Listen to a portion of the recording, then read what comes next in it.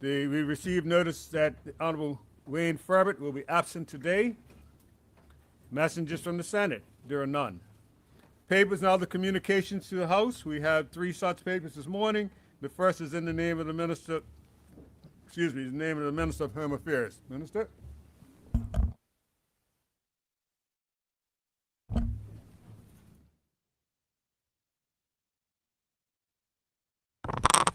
Good morning, Mr. Speaker. I have the honor to attach and submit for the information of the Honorable House of Assembly the Regulatory Authority of Bermuda 2020-2021 Annual Report. Thank you. Would you like to do your second one? Thank you, Mr. Speaker. I have the honor to attach and submit for the information of the Honorable House of Assembly the Cost of Living Essential Commodities Amendment Regulations 2026 as made by the Minister responsible for Consumer Affairs in exercise of the power conferred by Section 10E of the Cost of Living Commission Act 1974. Thank you, Minister. The third is in the name of the Minister of Economy and Labor. Minister? Good morning, Mr. Speaker. Mr. Speaker, I have the honor to attach and submit for the information of the Honorable House of Assembly a report entitled The Proposed Introduction of Cooperative Legislation in Bermuda. Thank you. Before I move on to petitions, I'd also like to acknowledge that you see a new face assisting the Sergeant of Arms today. Mr. Grant is understudying the Sergeant of Arms at the moment so that when we need assistance, he'll be available. So thank Mr. Grant for making himself available this morning. Appreciate it. Petitions, there are none. Statements by ministers and junior ministers. We have quite a few this morning. And the first is in the name, it's 10 such statements. The first this morning is in the name of the Minister of National Security. Minister? Good morning, Mr. Speaker. Good morning, colleagues and the listening public. Mr. Speaker, I rise today to provide this honorable House and the public with a timely reminder as Bermuda enters the 2026 Atlantic hurricane season. The season officially began on the 1st of June and will continue until the 30th of November. Mr. Speaker, I recognize that much of the advice shared at the start of every hurricane season may sound familiar. Residents have heard before that they should check their shutters, prepare supplies, review their family plans, and follow official updates. That is because some messages are too important to say only once. Hurricane preparedness is one of them. We repeat this information each year because it helps families prepare, reduces confusion when a storm threatens, and supports the safety and resilience of our island. Mr. Speaker, each year as hurricane season begins, we are reminded of a simple but important truth. Bermuda does not need a busy season to be affected. We only need one storm in the wrong place at the wrong time to cause serious disruption to our island. This year, the National Oceanic and Atmospheric Administration, commonly known as NOAA, has forecast a below normal Atlantic hurricane season. That forecast may be welcome news, but it must not lead to complacency. A lower storm count does not mean there is no risk to Bermuda. It does not mean that Bermuda will be spared. It does not mean that families, businesses, schools, churches, care homes, and essential services can afford to wait until a storm is already approaching our shores before preparing. Mr. Speaker, the message from the Ministry of National Security is clear. Prepare early, prepare properly, and do not wait. The time to prepare is now, while conditions are calm, while supplies are available, and while families have the opportunity to make clear decisions. Bermuda has weathered many storms. We have seen periods of high activity, and we have seen seasons when the Atlantic appeared quieter. But our experience has taught us that a quieter season can still produce a dangerous storm. That is why hurricane preparedness must never be treated as a last-minute exercise. Preparedness is not panic. Preparedness is discipline. It is responsibility. It is care for our families, our neighbors, and our community. Mr. Speaker, as chair of the Emergency Measures Organization, I want to assure this honorable House that the government's emergency management partners remain focused on readiness for the season ahead. The Emergency Measures Organization Executive will meet on Tuesday, June 16th, for their annual hurricane preparedness briefing. The Ministry of National Security, the Bermuda Weather Service, the Department of Communications, the Bermuda Police Service, the Royal Bermuda Regiment, the Bermuda Fire and Rescue Service, the Department of Health, the Ministry of Public Works, utility providers, and other key agencies all play an important role in Bermuda's hurricane readiness and response. Our work is coordinated through the Emergency Measures Organization, and our decisions are guided by official information and the best available advice. Mr. Speaker, I also want to remind the public that the Bermuda Weather Service is the authoritative source of weather information for Bermuda. When a storm threatens the island, the Bermuda Weather Service monitors the system and provides briefings to the Emergency Measures Organization. Watches and warnings are issued based on that official advice. Residents should therefore follow official government and Bermuda Weather Service updates. Please do not rely on rumors, social media speculation, or unofficial commentary when making decisions about your safety and the safety of your family. Mr. Speaker, I also wish to remind residents that the government's official emergency broadcast station is 100.1 FM. The station becomes active when a hurricane is imminent and provides important public safety information and official updates.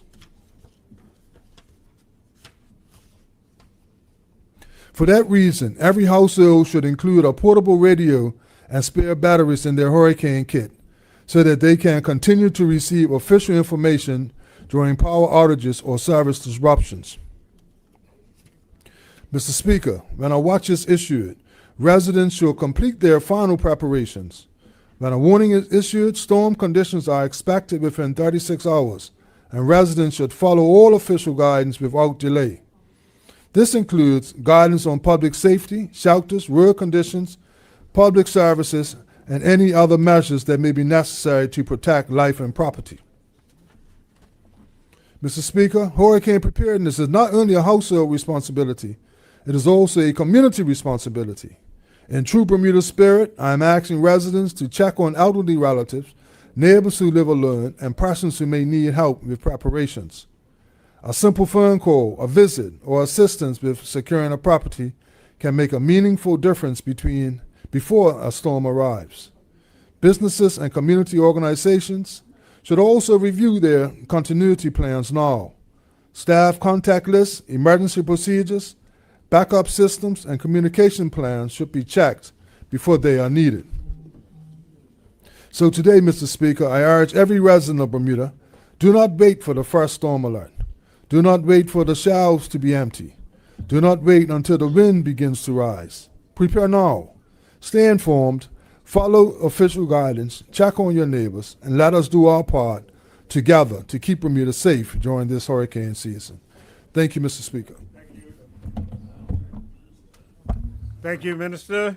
Members, the next statement this morning is in the name of the Minister of Home Affairs. Minister?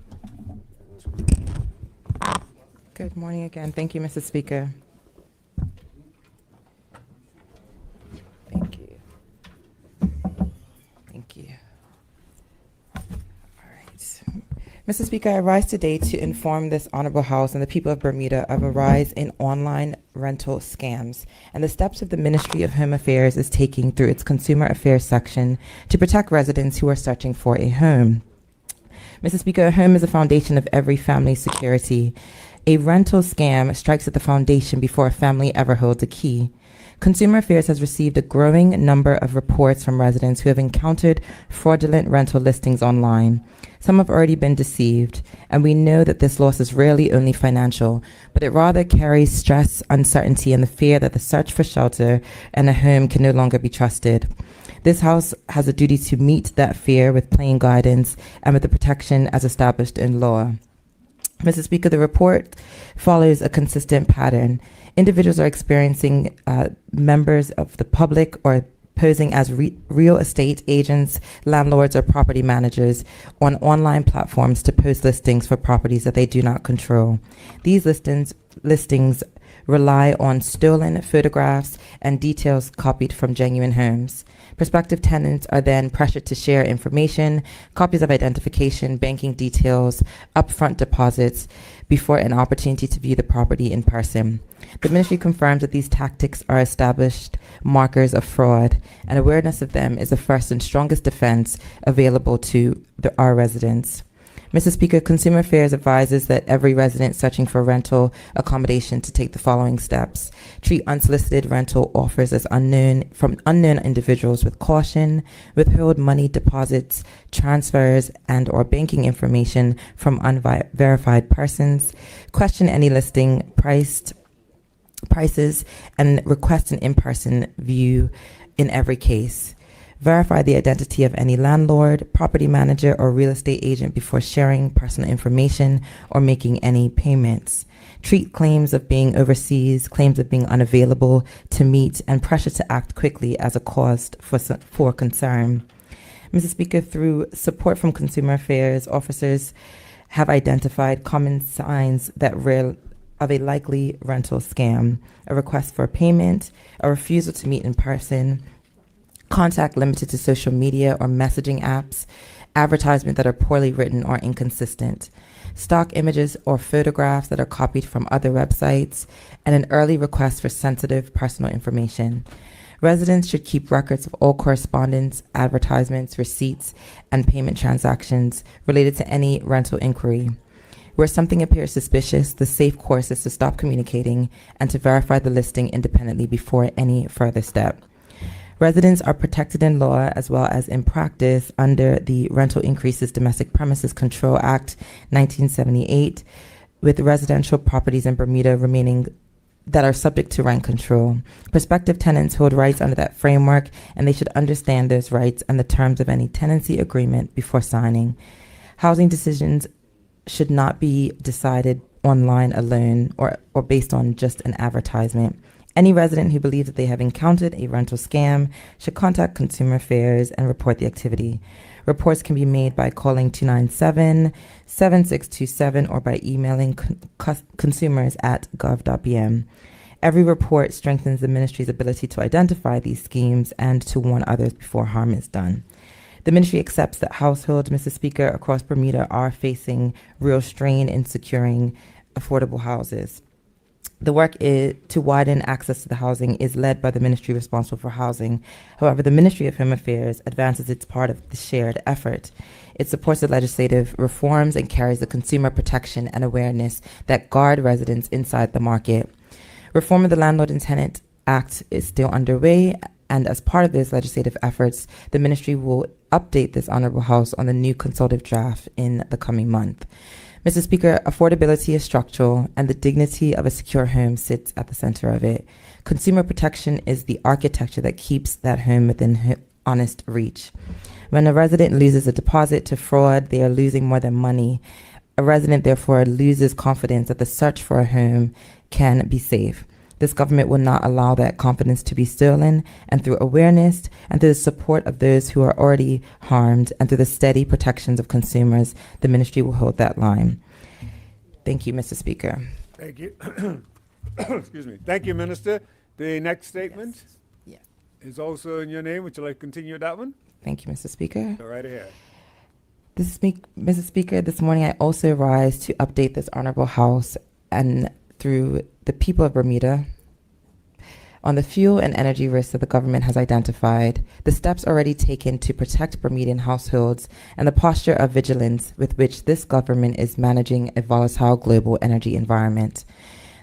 The public is entitled to know what the government also knows, and to know that Bermuda's risks are being monitored with intentionality and addressed with competence. Mr. Speaker, Bermuda imports the fuel on which our electricity, our transport, and our daily life depend. That is the fact of our geography, and it means that we are susceptible to world events far beyond our shores. Since March of this year, the Ministry of Home Affairs has publicly advised that it is closely monitoring the impact of the ongoing conflict in the Middle East on global oil markets and the potential consequences for Bermuda's fuel and energy costs. Instability in the Gulf and disruption to global shipping and energy supply chains carry direct consequences for prices at the pump and on our bills. This government did not wait for those consequences to arrive. We've been watching, we prepared, and we acted. Mr. Speaker, honorable members, and this government does not assess these risks in isolation. We study how the world's most exposed and most capable economies are reading this moment, and we take their assessment seriously. The Strait of Hormuz has been closed for months with no clear path to resolution. The effects are no longer confined to price.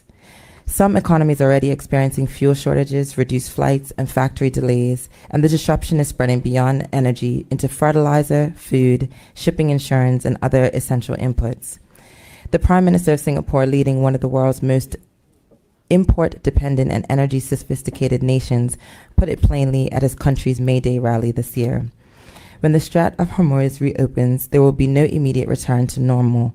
Ports and energy infrastructure have been damaged, and shipping lanes will be cleared, he shared. And confidence must therefore be restored. But like Singapore, Bermuda does not face this moment from a position of weakness. We face it informed, organized, and early. Mr. Speaker, the government is equally aware of the international policy guidance on how moments like this should be managed. Last month, the International Monetary Fund published its guidance on responding to global energy and fuel price shocks. Fiscal responses must be targeted, temporary, timely, and tailored. It should address vulnerable households, shielded with targeted time and limited support. This government enacted an exceptional measure in these exceptional circumstances with a defined 6-month term. It is tailored because the Ministry of Finance customs duty relief preserves the integrity of the supply chain rather than having importers absorb the losses. And it is timely also because it was issued the day before the increase, which would have been the date that it reached the pump. The same discipline will govern every step that follows. Measures will be sequenced, they will be proportionate to the shock, and they will be designed to protect households without straining the public finances on which all of our protections ultimately depend. Mr. Speaker, on Wednesday, April 15th, 2026, the Ministry of Home Affairs issued a retail fuels protection standstill under the ministerial directions of 2026, pursuant to the Regulatory Authority Act and Fuels Act. The direction establishes the standstill ceiling on retail fuel prices for a period of 6 months through mid-October. No licensed importer, wholesaler, or retailer may charge above that ceiling. The effect was immediate and tangible. Mr. Speaker, this protection was designed to be fair to every part of the supply chain. Alongside the direction, the Ministry of Finance signaled that it would operate a targeted customs duty relief measure, building on the approach that was used successfully in 2022 when fuel prices were last frozen. Licensed fuel importers and retailers are not disadvantaged by the standstill and are made whole. The government, in support of the public, will cover any verified revenue shortfall for licensed importers during this period. That is what responsible intervention looks like, and that is what our government continues to do on behalf of householders who are ensuring that they are protected and ensuring the integrity of Bermuda's fuel supply. Mr. Speaker, I am also pleased to confirm to this honorable House that the regulatory authority aligned its fuel prices with the standstill, with its guidance with the fuel prices, with the standstill provisions, and the authority also has committed to continued engagement with the Ministry of Home Affairs, Finance, and industry stakeholders on a clear and effective mechanism that aligns with government policy while safeguarding the long-term reliability of Bermuda's fuel supply. Mr. Speaker, honorable members should also understand that this is just the government's first step. It is not the last. Awareness without action is not governance, and this government intends to remain both aware and decisive. The Ministry of Home Affairs, in coordination with the Ministry of National Security, is constantly addressing and having an oversight over fuel supply, security, contingency planning, and the protection of essential services. The government is diversifying its supply relationship and will continue to explore every responsible avenue to support the public. As a further strategic steps are confirmed, the public will then be updated. I will not preempt additional measures that will remain under active consideration, but I will give this Honorable House the assurance that the work is underway, it is deliberate, and is informed by international evidence available and is coordinated across government. This work sits within a wider national direction. On April 16th, 2026, the Ministry opened the proposed National Electricity Sector Policy for public consultation, the first comprehensive update to Bermuda's electricity policy in over a decade. In response to public requests, the consultation was extended to broaden participation. Now that the consultation is closed, we are thanking every resident, business, and organization that participated, and those contributions are being logged, considered, and reflected in the final policy. Engagement will continue beyond the formal consultation window because durable energy policy requires sustained input from households, industry, civil society, and technical experts. Mr. Speaker, the measures announced during the budget debate include portable energy systems, community solar models, all aligned to the same strategy. But alignment cannot stop at government. Bermuda's energy ecosystem, the government, the regulator, the utility, fuel suppliers, businesses, and households must operate in tandem, not against one another, not in duplication of one another, and never without the public and the public interest at the fore. This government has made that decision, and it expects every actor in the sector to make it as well. Bermuda is small, and its stakes are high for institutions to pull in different directions. Mr. Speaker, I finally extend an invitation to every household, business, and public body across the island. In a growing world of technology and fuel dependence, energy consciousness is a shared national responsibility. Simple, consistent choices matter. Switching off what is not in use, managing cooling and hot water sensibly, choosing efficient appliances and equipment. Every kilowatt hour saved reduces the household bill today and reduces fuel Bermuda must import tomorrow. Energy efficiency is not a sacrifice, but it is the most immediate contribution that each of us can make for Bermuda's resilience. Mr. Speaker, the government knows the risk that Bermuda faces, and we are monitoring them with intentionality and reading them through the same lens as the world's most capable governments and institutions. We have held the line at the pump, and we are coordinating across government to secure our supply, and we are building the policy framework that reduces our exposure for good. I invite every resident to act with us because energy security in Bermuda will be built by all of us together. Thank you, Mr. Speaker. Thank you, Minister. The next statement is also in your name. Would you like to continue? Yes, thank you, Mr. Speaker. Mr. Speaker, I rise today to update the Honorable House and the people of Bermuda on a significant milestone in our journey to secure Bermuda's place in the global digital economy. On Wednesday of this week, Bermuda marked the successful landing of two Google subsea cables, Nuvum and Seoul, and the hosting of an official cable landing ceremony in St. David's. These are events that signify the continued confidence of one of the world's most consequential technology companies in our jurisdiction. Nuvum, derived from the Portuguese word for cloud, will connect South Carolina to Portugal. Sol, meaning sun in Spanish, will connect Florida to Spain. Google has confirmed that when complete, Sol will be the only in-service fiber optic cable connecting Florida to Europe. All of this will happen through the cable landing station currently under construction in St. David's. Mr. Speaker, as I have previously stated in this Honorable House, Google did not choose Bermuda by chance. This week's developments results from deliberate policy choices, regulatory clarity, and a steadfast commitment to positioning Bermuda as a trusted and strategic partner in global connectivity. The landing of any submarine cable represents a significant national milestone. These systems are arteries of the modern digital economy, and Google's presence in Bermuda reflects both confidence in our jurisdiction and the strength of our long-term vision, initiated with the enactment of the Submarine Communications Cables Act of 2020. This legislation is a clear and deliberate step by this government to position Bermuda as a key player in global connectivity. It established the submarine cable protection zone and a clear approval pathway with applications determined within 60 to 75 business days because this government completed the environmental groundwork in advance. That is a regulatory clarity in practice.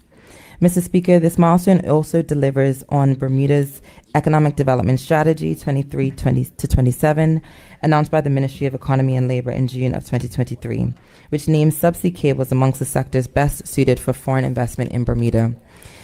The strategy named the sector, and the legislation opened the door. This week, the investment landed. Mr. Speaker, the significance of these developments extends far beyond infrastructure. What has transpired this week puts Bermuda at the intersection of connectivity between North America and Europe.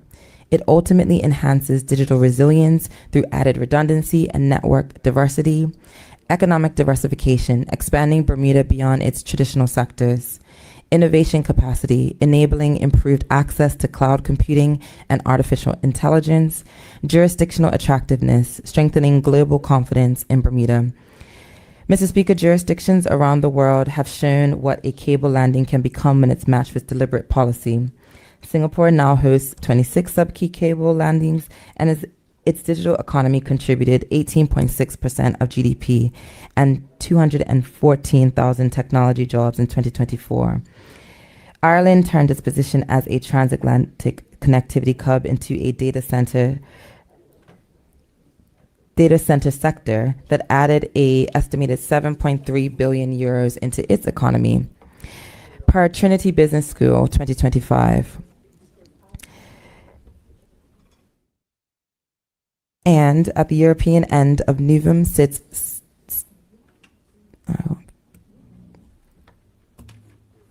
we also see that connectivity has helped to attract $10 billion through artificial intelligence investment announced in 2025. Each of these jurisdictions pair connectivity with regulatory clarity, skills, and energy planning. The lesson is consistency, and connectivity opens the door. Policy walks the economy through it. Bermuda is applying that same discipline sized to our island and shaped by our people. Beyond infrastructure, Mr. Speaker, Google's relationship with Bermuda is delivering tangible benefits. Investment in STEM education and digital literacy, including support for Bermuda College, the Bermuda Zoological Society, and St. David's Primary. Programs such as Grow with Google, through which 500 scholarships have been awarded to Bermuda's residents for careers and digital skills training, with access through Bermuda College until 31st of December 2027, ensuring Bermudians are now equipped with future-ready digital skills which are validated through professional certifications. A commitment alongside the St. David's Island Historical Society to assist restoration for Annie's Bay and its heritage trail, preserving the history and unique maritime heritage of St. David's. The fostering of a collaborative model between the government, the private sector, and our regulators, demonstrating just how to deliver complex, high-value national projects. Mr. Speaker, for the people of Bermuda, these benefits are practical. 2 cables interconnecting on our island mean that when a cable is damaged anywhere in the Atlantic, traffic can be rerouted, and our families, schools, hospitals, and businesses can stay connected. The international evidence on connectivity is clear, and the International Telecommunications Union found in 2020 that 10% increase in fixed broadband penetration raises GDP by an average of 0.77%. Bermuda's gains will come through resilience, through skills, and through the new industries this infrastructure invites. Mr. Speaker, these cables carry opportunity to expand Bermuda's role in the subsea cable industry.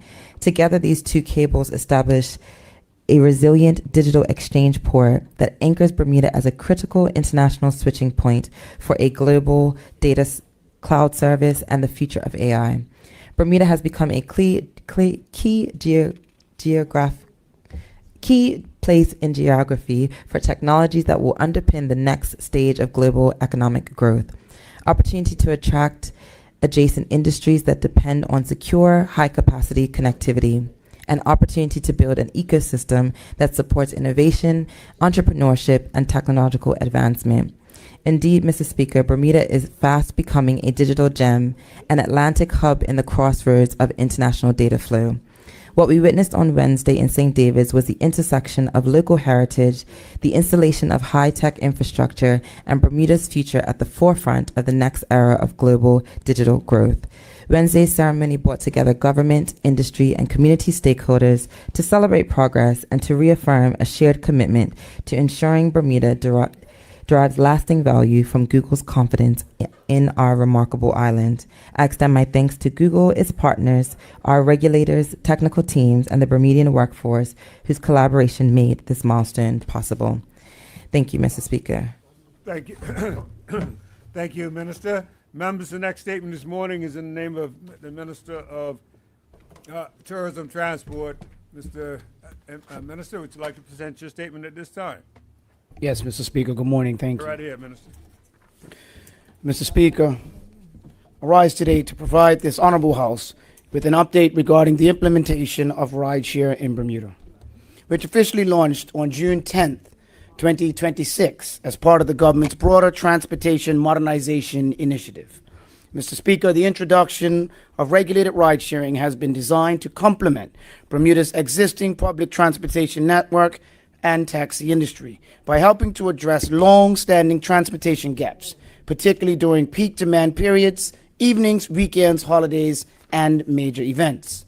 From the onset, this government has been clear in its approach: taxis first, rideshare when needed.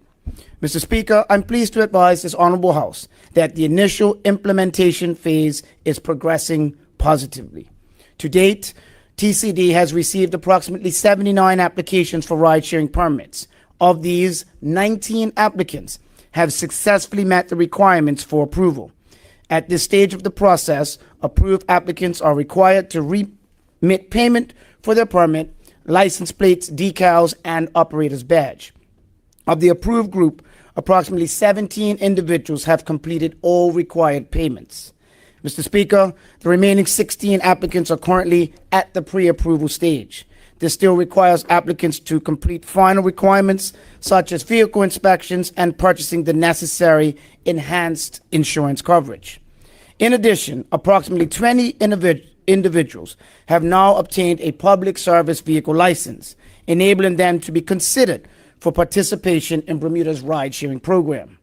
Mr. Speaker, taxis continue to play a vital role in providing transportation for our residents and visitors.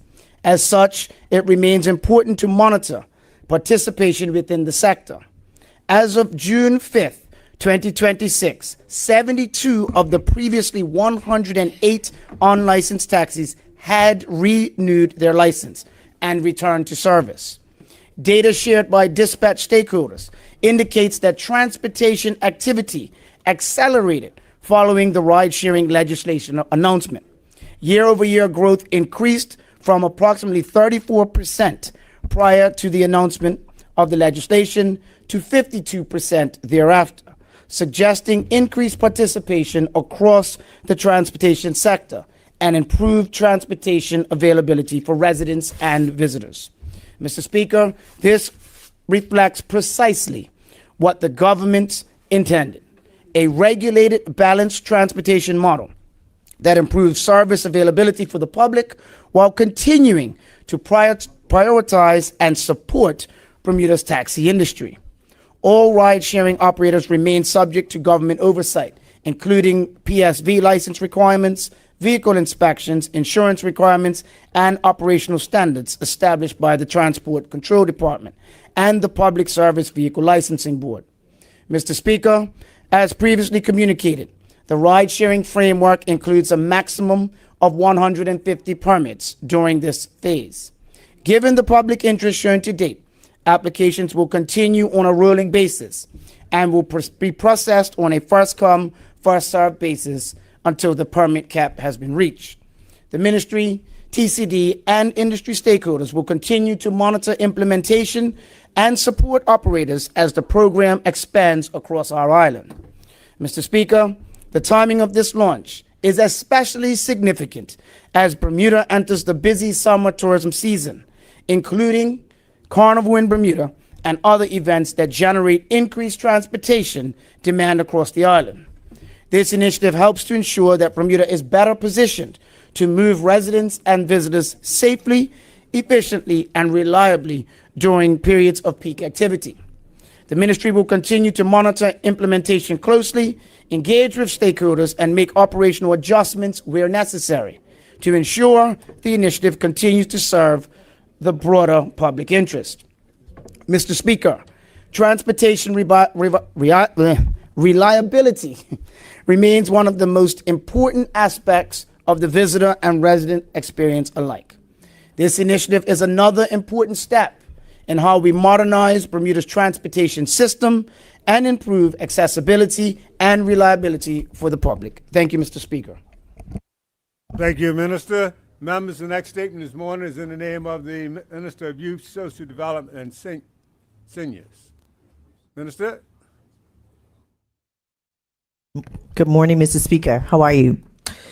Mr. Speaker, I rise today before this honorable House to provide an update on the Department of Child and Family Services efforts to strengthen parenting capacity within our community through parent coaching certification and parent skills development initiatives. Mr. Speaker, the department's Mirrors program has placed a strategic focus on parenting skills and co-regulation skill building for the current year. These efforts are designed to support both the Department of Child and Family Services clients and the broader community through a series of prevention-focused parenting workshops and a parenting coaching certification program. This certification program will equip identified staff members with specialized parent coaching credentials in 2027, enhancing our capacity to support families across the prevention and intervention continuum. The parent coaching certification training will commence in August 2026 and conclude in April 2027. Mr. Speaker, this work is informed by data. Findings from the department's family strengths and needs assessment indicate that parenting skills and coping and mental health skills continue to represent the greatest area of needs among families receiving services. Last year, parenting skills emerged as one of the highest identified needs amongst families served by the department. This trend continued into the first quarter of this year, with 72% of the 57 households assessed demonstrating a need for parenting skill development. Coping skills and mental health needs ranked second, with 70% of households identifying challenges in these areas. Mr. Speaker, in response to these findings, the department, through its Mirrors program, will implement a comprehensive 28-week parent coaching certification program delivered through Prevention Services. This initiative will strengthen community-based support while also enhancing intervention services provided to department clients. The program will develop a cadre of certified parent coach equipped with evidence-informed strategies to support parents in building stronger relationships, improving communication, and fostering healthy child development. Mr. Speaker, in addition to the parent coaching certification program, the Mirrors program will partner with the Youth Mental Health Plan and Bermuda School to expand access to parenting support throughout the community. Through these partnerships, the Keys of Excellence parenting workshops will be delivered within school communities and sporting clubs, creating greater opportunities for parents and caregivers to strengthen their parenting skills, build healthy family relationships, and develop practical strategies that support the social and emotional well-being of children and young people. By bringing these workshops directly into community settings where families naturally gather, we aim to reduce barriers to participation, increase accessibility, and strengthen the network of support available to Bermuda's parents and caregivers. The Keys of Excellent Parenting Workshop series will run from September 2026 through June 2027, providing ongoing opportunities for engagement and learning throughout the academic year. Mr. Speaker, throughout the year, the Mirrors program will measure and evaluate the impact of these initiatives quarterly to ensure that they are meeting the needs of families and contributing to positive outcomes for children and youth. Mr. Speaker, the department's family preservation team is also strengthening its specialized response to families affected by abuse and neglect. Through targeted professional development, identified staff members have received training in the Nurturing Parenting program, an evidence-based approach designed specifically for families involved in child abuse and neglect cases. This training will enhance the department's capacity to support parents and caregivers in developing healthy parenting practices, strengthening attachment and family relationships, improving self-regulation, and reducing risk factors associated with maltreatment. The specialized training complements the broader parenting capacity building strategy by ensuring that staff are equipped to respond effectively to the varying levels of need presented by families across both prevention and intervention services. Mr. Speaker, I would like to commend the parents who have reached out for support. Asking for help is not always easy. However, these parents have demonstrated courage and commitment by recognizing the importance of building a network of support for growth, development, and well-being of their children. We thank them for placing their trust in the services and community supports available to them. Mr. Speaker, on behalf of the Department of Child and Family Services and the ministry, I extend sincere thanks to our community partners and members of the public for their ongoing engagement and commitment to safeguarding Bermuda's children and youth. As the saying goes, it takes a community to raise a child. Together, we can continue building stronger families and brighter futures for Bermuda. Thank you, Mr. Speaker. Thank you, Minister. Members, the next statement this morning is in the name of the Minister for the Cabinet. Minister, Good morning, Mr. Speaker. good morning. I rise today to inform this honorable House of the establishment of the Electoral Reform Working Group, an important step in advancing the government's comprehensive electoral reform program. Mr. Speaker, over the past several months, the government has undertaken extensive public engagement, consultation, research, and policy development on a broad range of electoral reform matters through town hall meetings and stakeholder discussions, youth engagement sessions, written submissions, feedback from overseas Bermudians, candidate surveys, and operational reviews. Valuable perspectives have been gathered from across our community. The government has consistently maintained that electoral reform must strengthen our democracy, improve public confidence in the electoral process, and ensure that our electoral system remains fair, accessible, secure, and fit for purpose. As honorable members will be aware, the establishment of the working group represents the next step in this process, following the completion of an extensive consultation, research, and policy development. Today, I can confirm that the Electoral Reform Working Group has now been formally established. Mr. Speaker, the working group has been created to provide independent review and practical scrutiny of the government's electoral reform proposals before legislative drafting is finalized. Its role is to assess the evidence gathered to date, review policy proposals, identify risks and safeguards, and provide recommendations to support the next phase of reform. This work will focus on 4 key areas: voter access and registration, election day processes and administration, campaign and election finance, and governance and oversight. Mr. Speaker, I'm pleased to announce that Senator Lauren Bell, JP, will serve as chair of the Electoral Reform Working Group, and Ms. Mackenzie Tuckett will serve as deputy chair. The full membership of the working group is as follows: Senator Lauren Bell, JP, chair; Ms. Mackenzie Tuckett, deputy chair; Ms. Juan A. Crockwell; Mr. Teo Wolf; Mr. Max Blakeney; Mr. True Morris; Ms. Tanae K. Woolridge, the parliamentary registrar; Ms. Jadea Spencer; Mr. Jeffrey Fiala; Mr. Michael Anthony Charles Smith, and Dr. Lana Talbot. Mr. Speaker, these individuals have been selected not only for their experience and expertise they bring, but because collectively they represent a broad cross-section of Bermuda's community. The government was deliberate in seeking a working group that reflects a range of professional backgrounds, generations, perspectives, and lived experiences. Mr. Speaker, that balance is intentional because electoral reform affects every Bermudian and must reflect that range of experience. Members have not been appointed to advocate for any political party, organization, or special interest.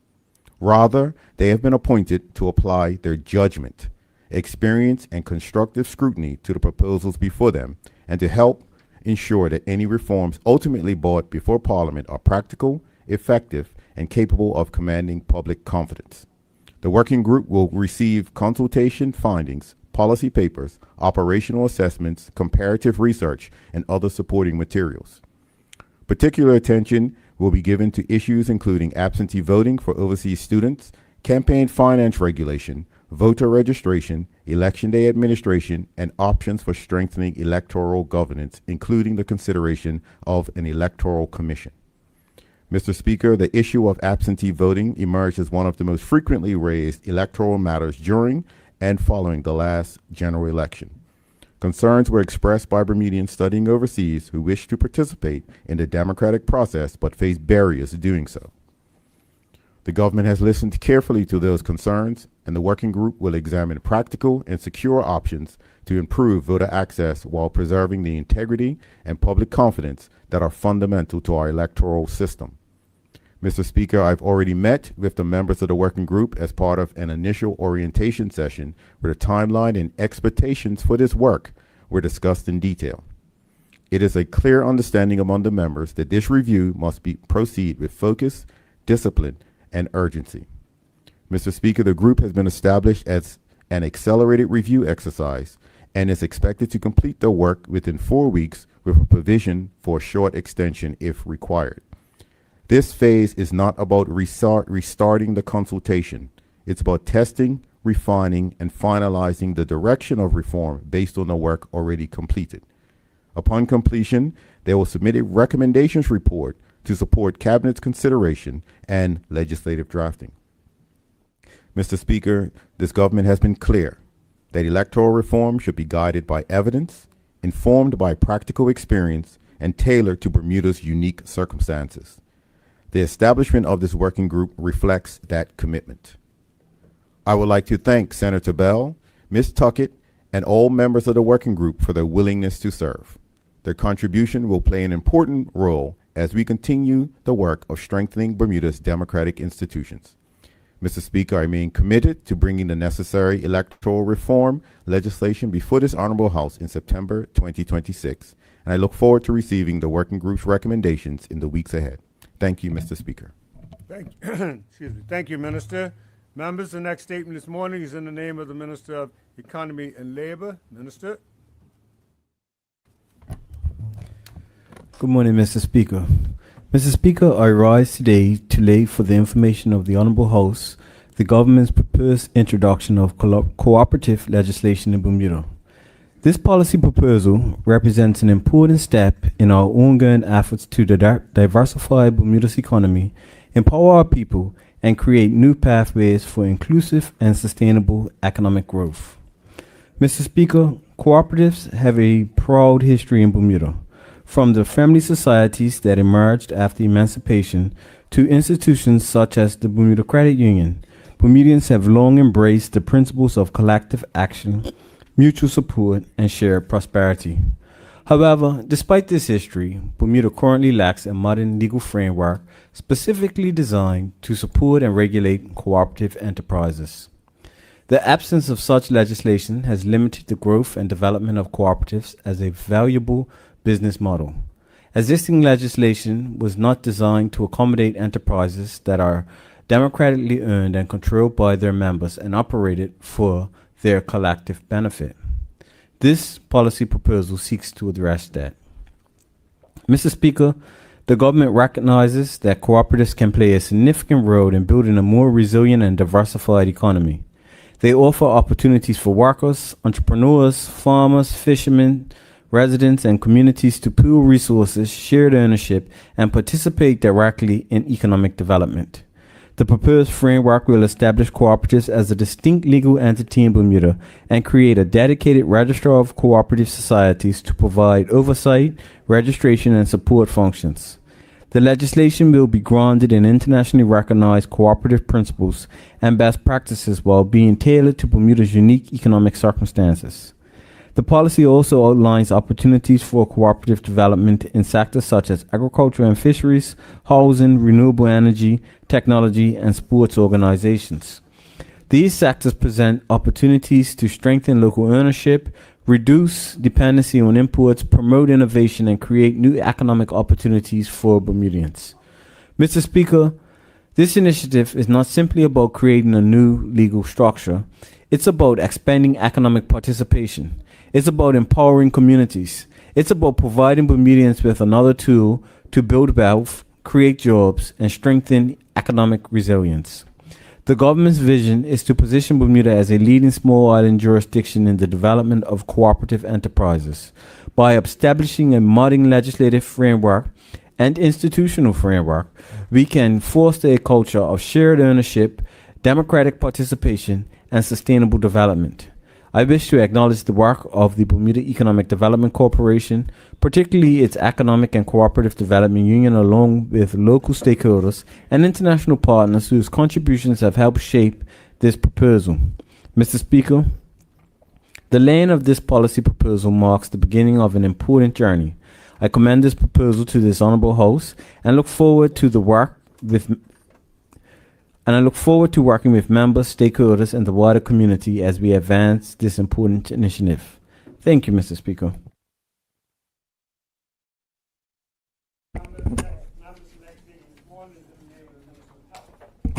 All right, the next statement is in the name of the Minister of Health. Minister? Good morning, Mr. Speaker.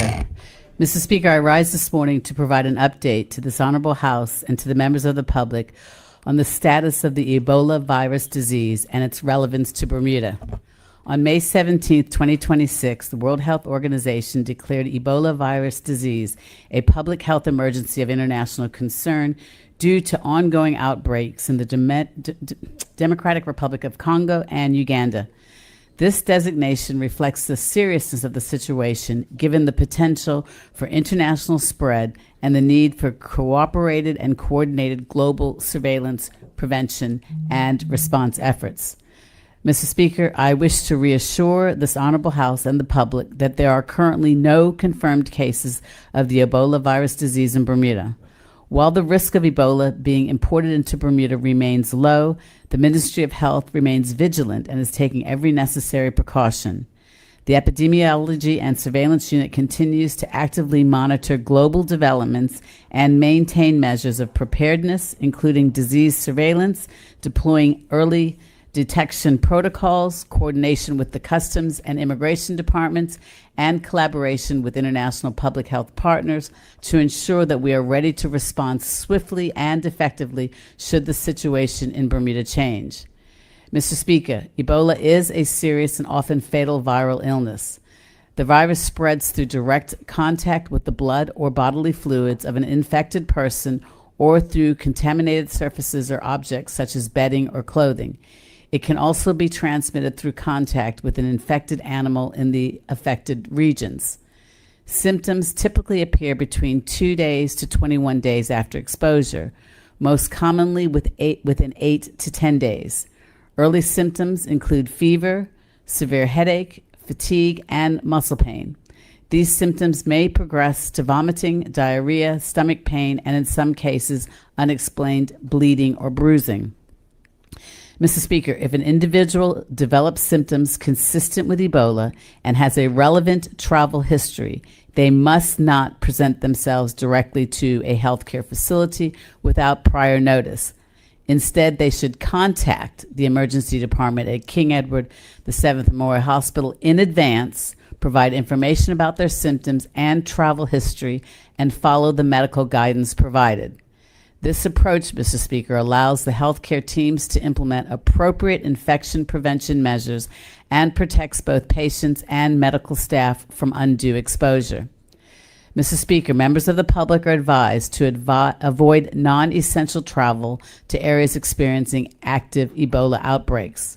For those who must travel, strict adherence to public health precautions is essential, and these include, Mr. Speaker, the following: practicing frequent hand hygiene by washing using soap and water or alcohol-based sanitizers, avoiding contact with sick individuals, avoiding contact with blood or bodily fluids or contaminated surfaces, refraining from handling animals, particularly bats or primates, avoiding consumption of raw or undercooked meat, including bushmeat, avoiding participation in burial practices that involves direct contact with the deceased, and practicing safe sex. Mr. Speaker, travelers returning from affected areas will be screened for symptoms upon arrival by port health and surveillance officers. Additionally, a travel questionnaire has been introduced as an enhanced screening method to support border protection. Individuals will be monitored for 21 days starting from the day they left the affected area. If symptoms develop during this period, I implore individuals to immediately self-isolate. Ensure others do not come into contact with their blood or bodily fluids or any objects that they may have contaminated. Avoid public gatherings or public transportation and call the emergency department for medical advice. Mr. Speaker, while the current risk to Bermuda remains low, preparedness is essential. The Ministry of Health, through the Epidemiology and Surveillance Unit, will continue to monitor the situation closely and provide timely updates. And I encourage all residents to remain informed, to follow the official guidance, and to rely on reputable sources of information. Mr. Speaker, through awareness, preparedness, and responsive action, we can ensure the continued safety and well-being of our community. Thank you, Mr. Speaker.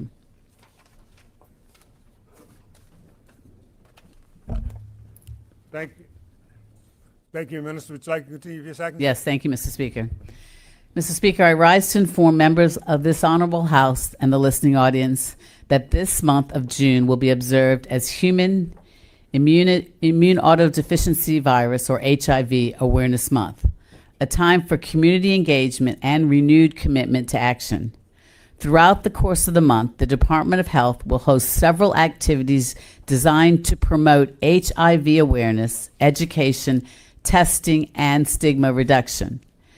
Mr. Speaker, this month is a time when we honor the strength and resilience of long-term survivors who have lived with HIV for decades, including those who have lived with the virus since birth.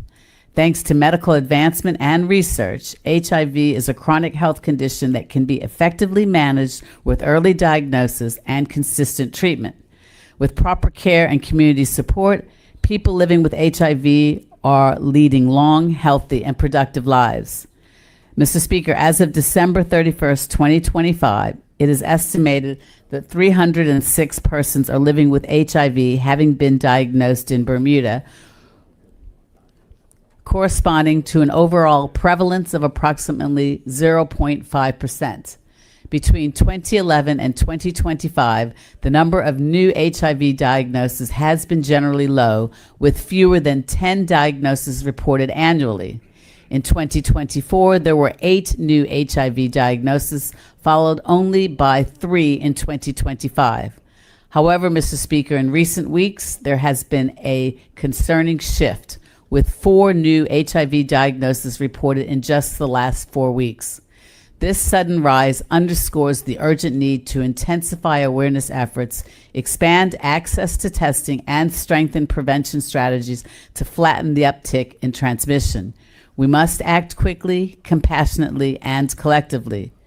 Mr. Speaker, getting tested is one of the most important steps anyone can do and to take to be certain of their HIV status. Knowing this information is empowering, allowing individuals to make the best choices for their health and the health of their partners. Many people with HIV may not show symptoms for years, but testing allows individuals to take control of their health and protect others. Mr. Speaker, the availability of antiretroviral therapy can reduce the level of HIV in the blood to a point where it is undetectable. When a person reaches and maintains an undetectable viral load, they cannot transmit HIV to their sexual partners. This is a powerful message of hope and a cornerstone of modern HIV prevention. This is also why getting tested and starting the treatment early is so incredibly credible and critical to the health of our individual, to ending the spread of the virus entirely. Mr. Speaker, certain factors can increase vulnerability to HIV transmission, including limited access to health care, lack of information, and social or economic barriers. Our focus must remain on supporting all individuals at higher risk without stigma, judgment, or exclusion. That is why at the Hamilton Health Center, free and confidential testing is available. I strongly encourage everyone, regardless of age, background, or perceived risk, to get tested regularly. Mr. Speaker, While anyone can be affected with HIV regardless of age, gender, or background, certain behaviors increase the chance of transmission, and these include the following: having unprotected sexual contact, sharing needles, syringes, or other drug injection supplies, using alcohol or drugs which can impair judgment and lead to less safe sexual choices, and having other sexually transmitted infections can make it easier for HIV to enter the body. HIV can also be transmitted from mother to child during pregnancy, childbirth, or breastfeeding without treatment. Mr. Speaker, it is important to recognize that while some groups are more frequently affected due to various social factors, HIV does not discriminate, and we must continue to break down the stigma around HIV. Stigma continues to be one of the biggest barriers to prevention, testing, and treatment. But normalizing these conversations starts at home with parents and children having age-appropriate, honest discussions. It continues in schools, where health education can equip young people with the knowledge to make informed decisions, and it must extend into our broader national dialogue, where openness replaces fear and misinformation. We must foster a national dialogue that is open and honest, providing our young people and the population at large with accurate information about safe sex and healthy relationships gives them protect themselves and others. Mr. Speaker, throughout the course of the month, the public should expect to hear more from the Department of Health via the HIV testing campaign, public service announcements, weekly pop-up information tables, radio interviews, social media advertisements, and the educational videos on HIV testing and awareness. There will be several opportunities to continue the conversation, educate our population, and get more information on testing. Mr. Speaker, as we observe HIV Awareness Month, let us each commit to getting tested and knowing our status, practicing safe sex, including correct and consistent condom use, seeking accurate information from trusted sources, supporting those living with HIV with dignity and respect, and replacing fear and stigma with facts and compassion through open and honest conversations. Mr. Speaker, together we can build a Bermuda where HIV is no longer stigmatized, where prevention is prioritized, and where every person has access to the care that they need. Thank you, Mr. Speaker. Thank you, Minister. Members, that brings us to a close of the statement period for this morning. We'll now move on to the next item on the order paper, which is reports of committees, and there are none. The next item is Premier's questions, and just for the listening audience, whenever Parliament sits on the second Friday of any month, when we get to questions periods, there's an addition that we do before question period, which is Premier's questions, and that is allotment of 30 minutes prior to the actual question period for that given day. So this morning we have the Premier's questions, and the first question for the Premier this morning is from the Opposition Leader. Opposition Leader, would you like to present your question now? Yes, and thank you, Mr. Speaker, and good morning to Mr. Speaker and to the listening audience. Mr. Speaker,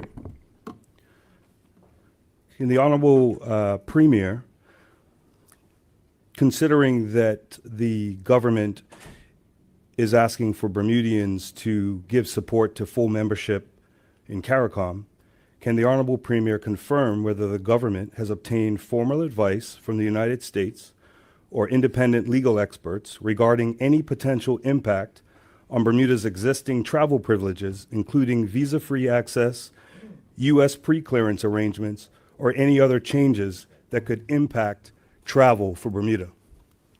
Thank you, Premier.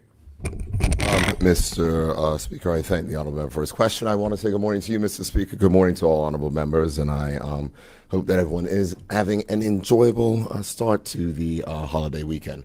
Mr. Speaker, what I would say is that the minister who has responsibility for CARICOM has set out all particular matters. There is a forthcoming white paper, and all the matters that the honourable members may have asked about or questions for will be covered inside of that particular white paper. Thank you. Supplementary or new question? Supplementary, thank you, Mr. Speaker. So, Mr. Speaker, is the Premier saying that he has not had any interaction or conversation with the U.S. on what impact full CARICOM membership would have on travel for Bermuda? Premier? Mr. Speaker, there is no expected impact of travel from Bermudians. We've said that many particular points in time, but I will repeat the statement that I made before, and if there is questions, I will just let the honorable leader of the opposition know that the government is following its timetable that we set out in order to make sure that we bring these particular matters through a consultative process and bring them forward to debate in this honorable House.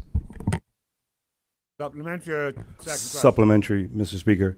Mr. Speaker, considering how public this conversation on CARICOM is, would the Premier agree that it would be important to have a conversation with U.S. representatives to make sure that even this conversation openly, publicly, would not have an impact on the travel arrangements for Bermuda? Premier? Mr. Speaker, I would say that from hearing the honorable member from the opposition, we know the familiar tactic of what they are trying to engage in is the same tactic that they tried to engage in associate members when they were in their former incarnation in 2003. The reality is we know this, we get it, we understand. It is modus operandi for the opposition. We are following a process, Mr. Speaker, a process of where we are laying out all of the particular information, and the questions of which are being asked are coming from my opinion, a misinformed position because there is no impact from this particular level. But if the honorable members want to ask that question, if that was part of their submission of which they made to the consultative process, all those matters will be canvassed in the forthcoming white paper. Second question? Second question. Thank you, Mr. Speaker. Mr. Speaker, with the Honorable Premier, the former Chief of Emergency Services, Dr. Edward Schultz, who served Bermuda for 3 decades, recently submitted a comprehensive message to the public of Bermuda. And in that, he talked about the Bermuda Hospitals Board and warned about overcrowding, patient boarding, bed shortages, so on. And in it, he made mention that potentially those conditions had led to adverse outcomes and even death. Can the Honorable Premier assure the Honorable House that no patient has suffered serious harm or loss of life as a result of the systemic failures identified by Dr. Schultz? Premier? Mr. Speaker, what I certainly can say is that the matters that were raised are matters that the Honorable Minister of Health has addressed fully in consultation with the BHB. I'm happy to certainly share honorable members with honorable members in this House and people listening of the work that has certainly taken place. We were informed of Dr. Schultz's concern. There were work that was going on prior to the publication of the letter. There was persons who noted it, understood, and I think that the public record will reflect the work of which the Bermuda Hospitals Board has done. I think it's also important to recognize the progress which has been made since the Bermuda Hospitals Board has set a new clear target for 6 hours from ED boarding, and that is from the decision to admit to transfer a patient that they've had enhanced discharge protocols which have taken place. And I think it's particularly important to note that mean boarding time has fallen from what was a very high space that, of 50 hours down to 20 hours. It's a 60% reduction. Emergency department overcrowding has eased as a result, supported by the enhanced discharge processes. And the reality is where ED times start now is that admitted patients wait a median of 5 hours before a decision to admit. Total median time in the ward transfer about 24 hours. It does remain above the target, but most patients who are admitted and treated and discharged within a median 4 hours. I think it's important to note the reason why this is the case, Mr. Speaker, and the reason why this is the case is the challenge which is faced with long-term care. But the way that you address that challenge with long-term care is to make sure that there is additional investment that is being made. And what is this government doing? BHB is adding 30 long-term care beds at Maui. It's part of the broader strategy to address the need of approximately 365 skilled nursing facility beds by 2035. We know there's the new build in the West End as well. There's other measures that are being taken place, the expansion and the additional beds that have been created at King Edward Memorial Hospital in the general wing to ensure that we are continuing to press forward on this. So it is a live issue. The Minister of Health has spoken on this. The new board of the Bermuda Hospitals Board is fully engaged on this particular matter and happy to continue to update honorable members, or the Minister of Health is happy to update honorable members, as this is certainly something within her remit that she has particular close attention being paid to. Supplementary or new question? Supplementary, Mr. Speaker. Mr. Speaker, We do agree that there seems to have been progress going forward since that report was published. But Mr. Speaker, my specific question is, has the government put in an internal investigation, an independent investigation to ensure that the families that are grieving have an understanding whether there was loss of life due to the issues that now are being fixed? Premier? Mr. Speaker, I think the Honorable Minister of Health is on record that an independent investigation has been launched by board level, and that is in the public domain. Thank you. Second sub or third question? Second sub. Mr. Speaker, I just want to make sure that the Premier is saying that that independent investigation is backward-looking so that it is taking into consideration the potential that lives were lost or people were hurt during the period prior to the changes being implemented that the Premier referred to in his original response to me. Premier? Thank you very much. It's important to note, Mr. Speaker, that it is an independent investigation that has been commissioned by the Bermuda Hospitals Board and will look into all the matters that have been raised. Third question?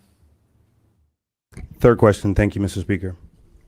Mr. Speaker, will the Honorable Premier inform this Honorable House whether the government has completed, commissioned, or scheduled a Bermuda-specific assessment of how artificial intelligence may affect the Bermudian labor market, including administrative, clerical, financial, insurance, professional, and public service roles, as future demand for skills, hiring, and workforce retraining continue to be assessed by the changes of artificial intelligence?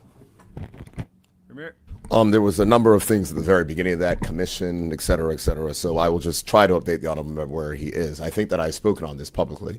I think that is a matter that is inside the public domain. I think at the Chamber of Commerce breakfast this year, I said the government is in the process of commissioning. I'm not entirely certain where it is. I know that it is with an economist who specializes in labor and those type of technical issues. It is something that's being done by the Ministry of Finance. I can get back to the Honorable Member on that, but I know that it is the direction of travel. I know that information was sent over to the financial secretary, et cetera. So I will get an update. But on the basis of the question that is being asked, yes, it is important that we examine these issues, but it is not just looking at those things. It's also the minister who has responsibility for cybersecurity, the Minister of National Security, and also government persons are working to make sure that cybersecurity defenses are being beefed up on matters that are related to new artificial intelligence threats. So there's a number of things that we're doing on this aspect. Happy to work with the Honorable Leader of the Opposition if there are committees that want to be formed to talk about these things and do it, because I think it is important that we have a broader general discussion on what the future means and the transition and change. I think it's also important to note that Bermuda will certainly have opportunities inside the artificial intelligence landscape with the cable landing that we are celebrating this week as well. First sub? Yes, thank you, Mr. Speaker. Mr. Speaker, would the Premier, considering the answer he just gave, let us know whether there is an undertaking to have a cross-ministry committee formed as this artificial intelligence will impact all the different ministries in different ways, and if that is the case, whether there will also be an invitation for the opposition to maybe be part of these different committees? So, Mr. Speaker, the only space that our system of government allows the opposition to take place on these particular matters would be if there is a parliamentary committee that is being formed. On this particular matter, insofar as the work and the research that is going to be done, that is not going to be something that is going to be cross-party. If there's something that happens in regards to seeking feedback, thoughts from industry or others, then the opposition, as a matter of course, from a consultative perspective. But if we are commissioning a report that is being done professionally by an economist, I'm not going to specify how that is going to be done. I'm going to leave it to the professionals to specify how we get it done to make sure we get the best answer. But as I referred to earlier, we are perfectly happy to work across the aisle on these particular issues, and not just across the aisle, but certainly with the private sector and the third sector on these particular matters, because it is important. There is a great age of transition that is happening, and it is important to know that Bermuda is playing an important part and role in that. Whether it is a subsea cable landing, whether it's matters related to space, there's a big IPO today. We have space matters that are taking place here in the country. The government came into office in 2017 saying that we would advance our matters and standing on matters related to technology. And we're seeing some of that progress beginning to manifest. And we're pleased on that. And we're happy to work across the aisle where it is appropriate. Thank you. Second sub? Yes, thank you, Mr. Speaker. Mr. Speaker, considering how important this might have as an impact on our community, would the Honorable Premier potentially request a parliamentary committee to be formed in order for there to be cross the Parliament so that we can look at this as the importance of this subject will have on the future of Bermuda? Mr. Speaker, I'm happy to discuss those particular matters. I wouldn't say that right now that would be the clear focus. I think it's probably a better time to have that done after a report is commissioned and to look at those particular matters. But as I said, this is a conversation that will continue. And if there's persons who have various thoughts, ideas, questions, then they're more than welcome to raise them. The government is engaged on a number of things. I do even know that even next week that there's a delegation of government employees who are traveling to a conference in the United States to continue to develop skills and training and development on making sure that we can better use these particular artificial intelligence tools to help and assist the delivery of government services. I think we all recognize there's space for improvement, and we're going to do our best to make sure we continue to get better. Thank you. That concludes the questions from the opposition leader. Premier, you have questions from MP Swan. MP Swan, would you like to put your question? Yes, thank you, and good morning, Mr. Speaker. Good morning. Mr. Speaker, my constituents have been talking about the ceremony at Annie's Bay yesterday, marking the arrival of Google subsea cables in Bermuda. Many of them are asking how a project of this scale can be landed here. Could the Honorable Premier share that story with this House and what it means for our island? Mr. Speaker. Point of order, Mr. Speaker. I think the honourable member may be just misguiding the House and Parliament here and the public. How we got to this point with the cable was in a statement many months ago when it came here, the deal. So why is he asking a repetitive question when it's already come to the House? And today. It's already in the public domain. Mrs. I'm going to guide your response, meaning that in a normal form of question, if a question was put, the response would have been, it's already in public domain. Well, Mr. Speaker, I would note that there's a number of questions that the honourable member did ask. The answers were clearly in the public domain when asking about matters related to the Bermuda Hospital Board and other things. But that is fine, Mr. Speaker. Remember, this is Premier's question time, so I will be guided. I know you're guided. I will be guided. I understand. Don't worry. I will make sure the honourable members know that I will not take a long time. And, if there's point of orders, then hopefully we can get through them very quickly. But I think, Mr. Speaker, what is important to note is that this is a reflection of how you set policy, how you have a goal, and how you have to work through it. It takes a while, and I think that is what's important. There's a number of things that the government is engaged on. Economic development, economic diversification is not something that happens overnight. This is something that we realized before we came into office when we say we'll set up a structured process for examining economic development opportunities and to find a way to put that forward. It was a vision in our platform in 2017 to create a technology space at Southside. We, went through a number of various things, but this subsea cable opportunity was identified as something that was important. In 2019, we passed the legislation. In 2020, we passed the regulations. We went out to market, and we were looking for partners. And the reality is Google is the first. There are more that will come, but the connectivity that is happening from one of the largest countries in the world is going to have a significant impact on this populace. So the honourable member can tell his constituents that their children can look forward to better internet connectivity and a space where Bermuda can play a role in artificial intelligence, inference, etc. Because of the data pipes that are flowing into Bermuda will be significantly more than are flowing in to other islands that may be remote, Mr. Speaker. Thank you. Do you have a supplementary? Yes, I do, Mr. Speaker. Yeah. Mr. Speaker, can the Honorable Premier, now that the project is bearing fruit, give this House a sense of what Google is now saying about Bermuda's role in this project? Premier? So, Mr. Speaker, I think it's important to note that the ceremony was attended yesterday, even by members of the opposition. I didn't see you there, MP candidate, though. That's your stomping ground, St. David's. I got you. But here's, Mr. Speaker, I think what's important to note is that Google recognizes the importance of their investment in Bermuda. The investment itself is significant. And from their particular perspective, they said that Bermuda, they are actually surprised with how connected it is. So this is the first time we've been able to meet the Vice President of Networks, who's responsible for building out the entire Google network. And he said, even on a chart that he showed, about our significant internet rates that are taking place in Bermuda, which have almost doubled in the past 2 years. And that is just a reality that whether it's artificial intelligence, whether it's our businesses here, whether it's the traffic, whether it's the work that's happening on disaster recovery and other types of things, it is significant. And they recognize that as an international financial center, they want to play a part of our technological investment in the future. Thank you. You have a second sub? Yes, Mr. Speaker. Yeah, MP. Yes, Mr. Speaker. Given the current situation, could the Honorable Premier advise of any other benefits this partnership with Google could provide for Bermudians?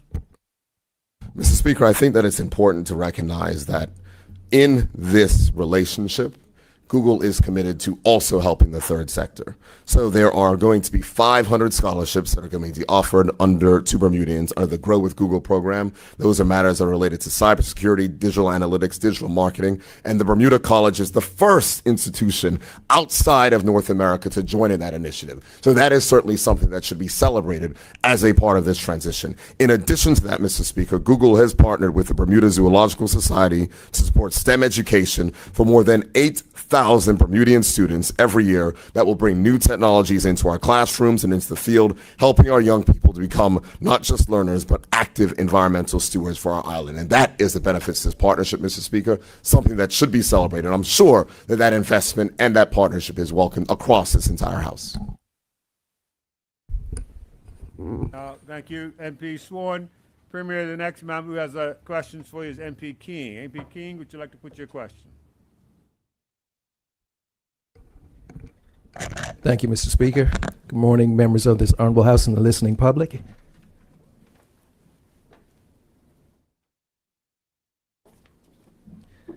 Will the Honorable Premier please explain why, despite repeated inspection findings, operational reviews, and public concerns regarding safety, rehabilitation outcomes, and institutional culture within the Department of Corrections, government has not sought the appointment of an independent United Kingdom corrections adjudicator, inspector, or oversight team to monitor implementation of reforms and report publicly on progress? Premier? Mr. Speaker, in another place, I think the minister has responsibility for this to set out the government strategy on this.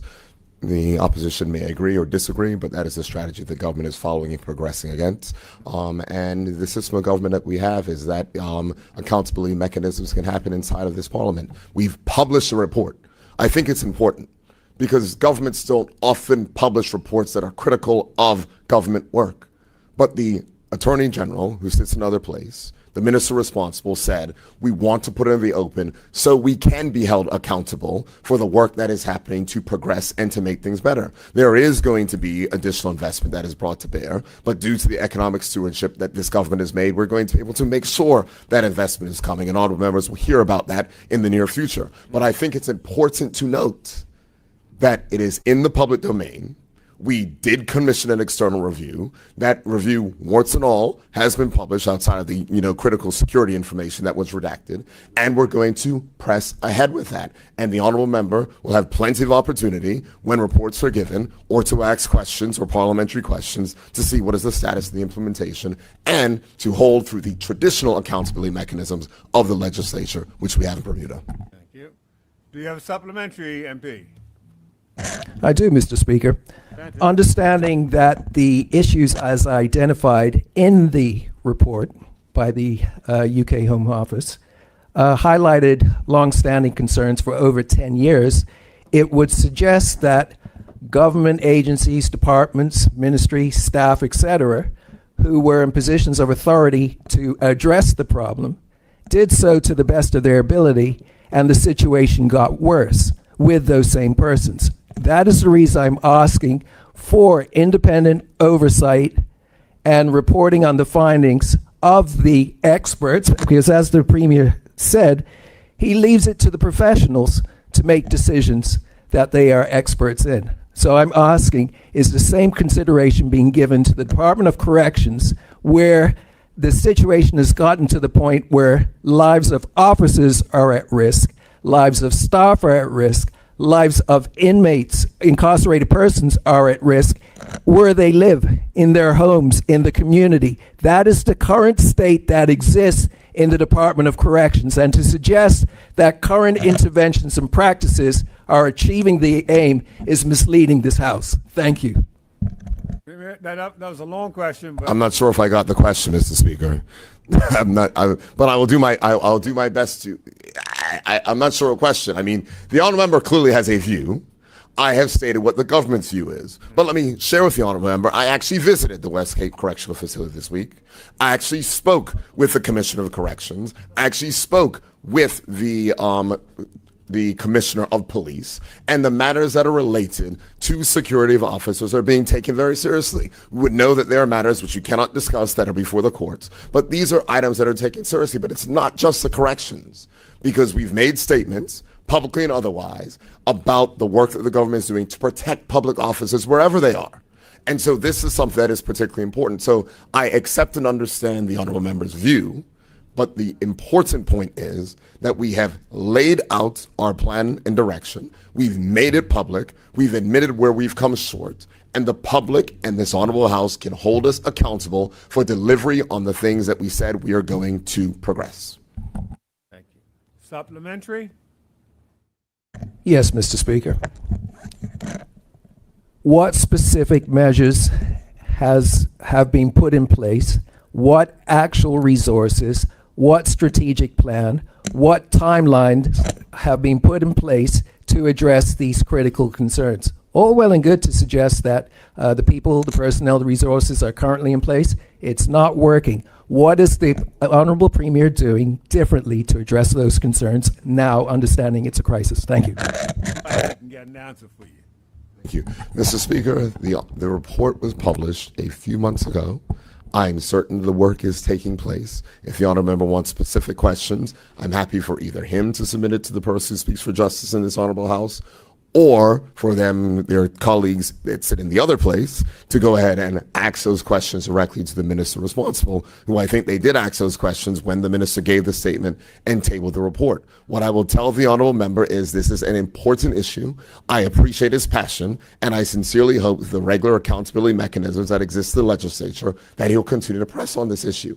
That is the way that our system of government works. The government has laid a report. We've said what we're going to go forward, and it is up to this legislature to hold the executive accountable for delivering on those items.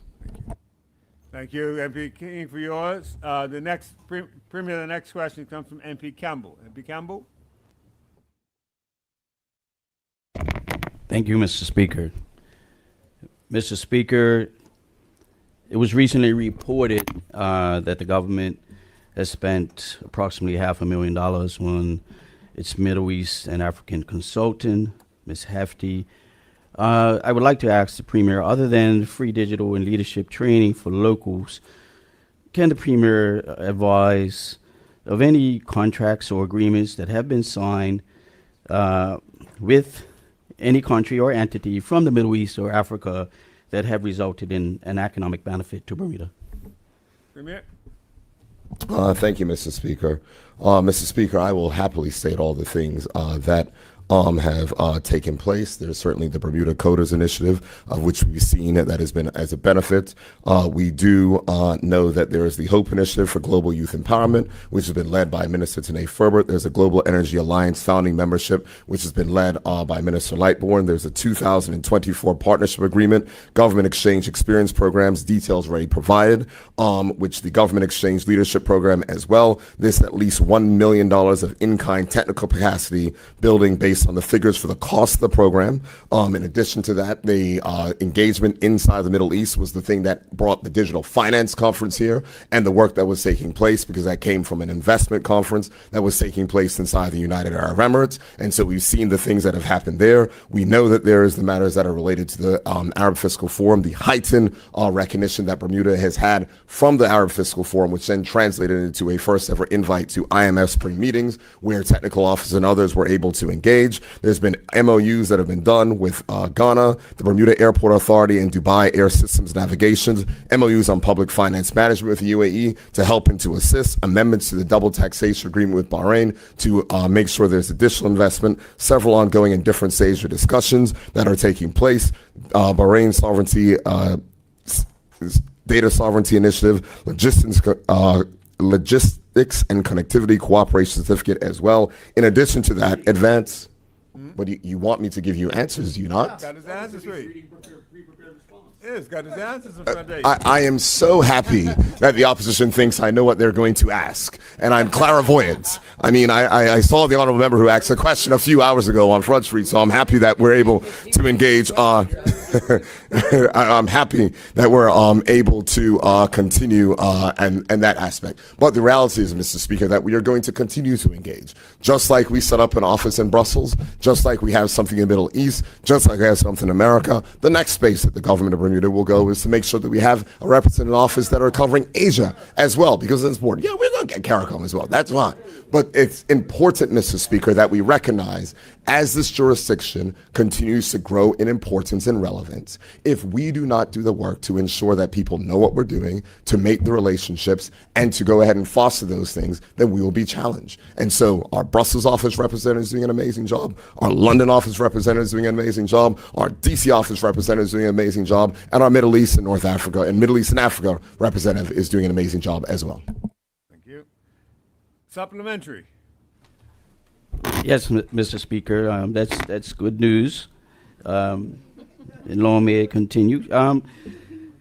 Can the Premier advise how many Bermudians have signed up and received the free digital and or leadership training? Yeah. Mr. Speaker, I don't have those particular numbers off the top of my head. I will see if they are inside of my comments. I do know that the government leadership program enabled 20 Bermuda public officers to participate in high-level leadership training at no cost. It's also involved travel to the UAE and others, things that were here. There was also an accelerator program that was offered, which helped and assisted in the upgrade of the government website, the new website of which we see as well. There were 71 Bermudian educators that participated in the Digital Educator Global Academy and the Digital Skills Upskilling Program, which is free and available to all. But on the specific questions, if the honorable member wants to submit a specific written question, we can happily get those detailed answers for him, Mr. Speaker. Thank you. Do you have a second sub, MP? No, I don't. And I'd like to thank the Premier for his answers. Okay. There's only a short few seconds left on the clock, but MP Deal, would you like to put your question? Thank you, Mr. Speaker. Good morning. Mr. Speaker, last year, one of my constituents was hit with excessive fees from the bank that were exceeding their credit limit, and I believe it was... Unfortunately, the clock has run out on us there. Sorry about that. For the listening audience, we had 30 minutes for the Premier's questions. The Premier's questions have now concluded. We will now start the 60 minutes of the questions that will be generated from today's matters, whether it be written questions or today's statements. And I'll start by saying that we have quite a few written questions and all required written answers, which means there'll be no oral response to any of those questions. There are some 12 questions which have supplementary questions to them as well. And I'm going to go through the list of 12, and the members asking can indicate whether they've received their answers. I've been informed that answers have been supplied to 10 of the 12 questions, and the other 2 will be forthcoming for the next sitting. So I'll switch the clock now to 60 minutes, and then we'll go to questions from statements after that. But the first written question this morning was from MP Dakudo to the Minister of Finance, and I believe those questions will be supplied at a next sitting. Minister? Which question specifically, Mr. Speaker? I'm sorry. MP DeCudo, he had the questions from, there were 3 questions on the order paper. It's on the order paper, those 3 questions there.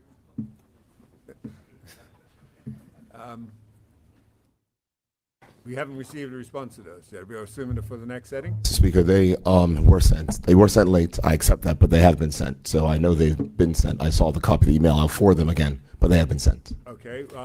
And also, there were questions that were carried over from last week. They were part of that as well. Okay. Thank you for that clarification. And Peter Cuda, your questions, we'll get them to you in the course of the day. They have been forwarded. The next is from MP Campbell to the Minister of Housing, and the Minister of Housing has already informed me that they'll be forthcoming for next week. Okay? Thank you. The third question is from the Opposition Leader to the Junior Minister of Education. And Opposition Leader, have you received your answers? Yes, thank you, Mr. Speaker. Second question is also from the Opposition Leader to the Junior Minister of Education. You received those answers? Yes, thank you, Mr. Speaker. Thank you. The MP Primer, you have questions? Yes, for received, the Mr. Speaker. Thank you. Junior Minister, thank you. MP King, you have questions for the Junior Minister? Received with thanks. Thank you. MP Robinson, you have questions to the Minister of Home Affairs. Have you received yours? Yes, as indicated. They have circulated, so I'm assuming he would have them. The Opposition Whip, questions to the Minister of Tourism and Transport. We indicated they've been received. Thank you. MP Fay, likewise, you have questions to the Minister of Economy and Labor. We indicated they've been received. Thank you, Mr. Speaker. Yes. Good. MP Richardson, who's not here, had questions to the Minister of National Security. We've indicated those have been circulated and received. MP Tucker, you have questions to the Minister of Youth, Social Development and Seniors. We have indicated they've been received. Yes, Thank you. Mr. Speaker. And MP Smith, Linda Smith, your questions to Minister Works, we have indicated they've been received. Yes, thank you. All received. Thank you, members, for ministers for providing the written answers, and members indicating they've received them. That will now take us to the questions from any statements that were given this morning. And the first statement that has indication of questions is the statement from the Minister of Home Affairs regarding your statement on the fuel security. And the first question is from MP Smith, Linda Smith. MP Smith? Thank you, Mr. Speaker. My question is, does the minister have any substantive information which could inform or suggest that Bermuda's fuel supplies for jet fuel, electricity generation, and retail fuel or any other petroleum products importation may be at risk, given the statement this morning? Minister? No. Supplementary? No, thank you. Okay. Minister and the Opposition Whip also would like to put a question for you. Opposition Whip? Yes, thank you, Mr. Speaker. I was just looking for the page, but the minister mentioned government will cover any verified revenue shortfall for licensed importers. And I guess my question is, in light of past, when that shortfall happens, is that shortfall also to be covered with interest as well?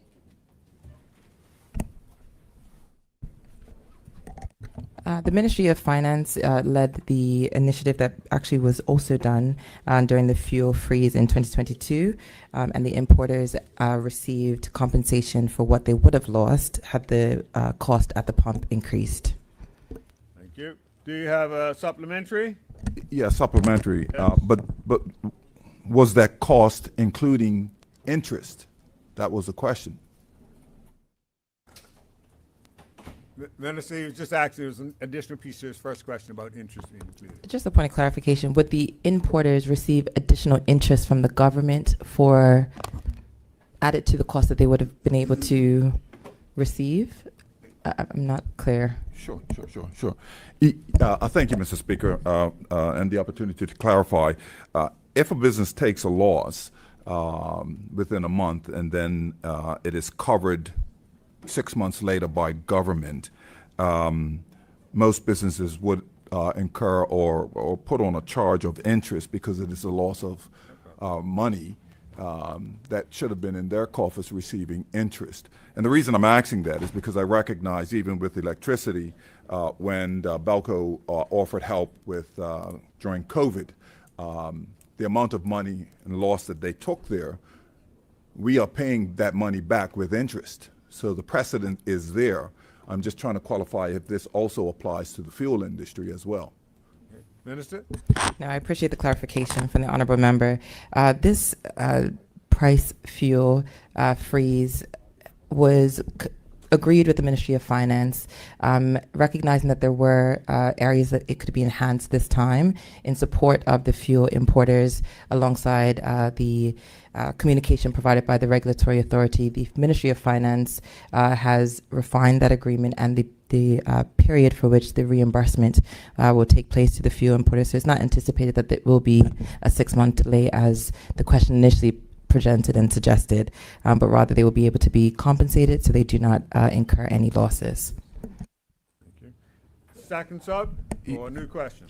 Yeah, I guess I'm a bit confused because the question talks about a shortfall, which is a loss. So are we saying that, I'm trying to understand, it already is a shortfall, which is what was stated in the statement. So is the minister saying that that shortfall is will be paid within that month? Or, we're still not getting to the point, is it going to be interest? Has the wholesaler, the importer, requested, let me put it that way, has a wholesaler who will take a loss requested that interest be paid on any loss that they take, shortfall that they mention in their statement? Maybe that's more clearer. Have they stated that? The importers are not intended or anticipated to receive or experience a loss. On behalf of the consumer, the government has capped the cost of fuel at the pump, and so any incurred and verifiable cost for that fuel will be reimbursed to the importers. So the freeze relates to the consumer, but the difference will be given to the importer. There's just two supplements. You want to do a third question? A second question, rather? Second question. Yeah, that's still not getting at to the root of it. Time will pass. I don't know what that time is, if the lapse is a month, 2 months, 3 months, but in my experience, it's months. So with that shortfall, again, this is money that they would have received and been able to invest, whatever the case may be. I'm just trying to understand if there's any agreement that, like I said with Belco, that if that money is paid back by government, whether or not it incurs an interest on it. That's it. I haven't heard an answer, yes, no, or we don't know quite yet. Maybe it's that. I'm not trying to.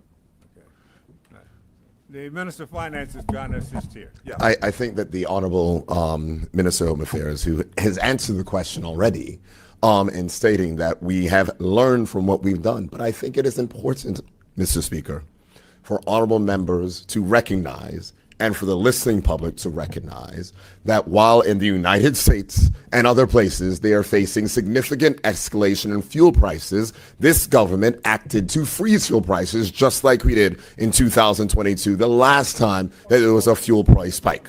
And so what we've learned from this... Point of order? Yeah, the honorable member is not asking the specific question at hand. He's going on off about the statement already states that there are national and international issues with fuel. All we're asking is there going to be interest incurred or expected on the money to be paid back for what they say is a revenue shortfall? I don't want to hear all the rest of that stuff. Answer the question. I think he was getting there, remember? No, he wasn't getting there. We already heard that from the minister in her statement. Come here. Can you be a bit more precise? Mr. Speaker, I find it absolutely amazing that they don't want to hear the answer. Point of order. The reality is... Point of order. Wait. Members. I think he wants to hear the answer. He just wants to hear it in less words. Mr. Speaker, you and I both know that the way that these things are done is you must make sure that appropriate context is provided. And as a Minister of Finance, I want to, and I'm going to get there. The reason why I went back to what we did before is lessons were learned. And the Minister of Home Affairs did say that we have improved the mechanism this time around. And she did say that she does not believe that there is going to be a need for that because the delays that were experienced last time were not. Now, if there is, and there's a conversation to be held with the importers, we will do that. But the Minister of Home Affairs said we've improved the system and there's not the expectation that that will be necessary. Thank you. Supplementary still or third question? Supplementary? Third question. So is the finance minister then, in conjunction with the Minister of Home Affairs, admitting that in the past there was no real there was no real savings to the public when it came to fuel because the price was held, but it still had to be paid back with interest. So we just pushed the payback time down the road. You may have had a stay on the fuel price, but you still had to pay it back, but then you had to pay it back with interest. So is the Premier and the Home Affairs Minister saying they learned from their lessons before that they took a loss plus interest on what was done before when it came to fuel and staying the price? So the taxpayer is paying plus. That's true.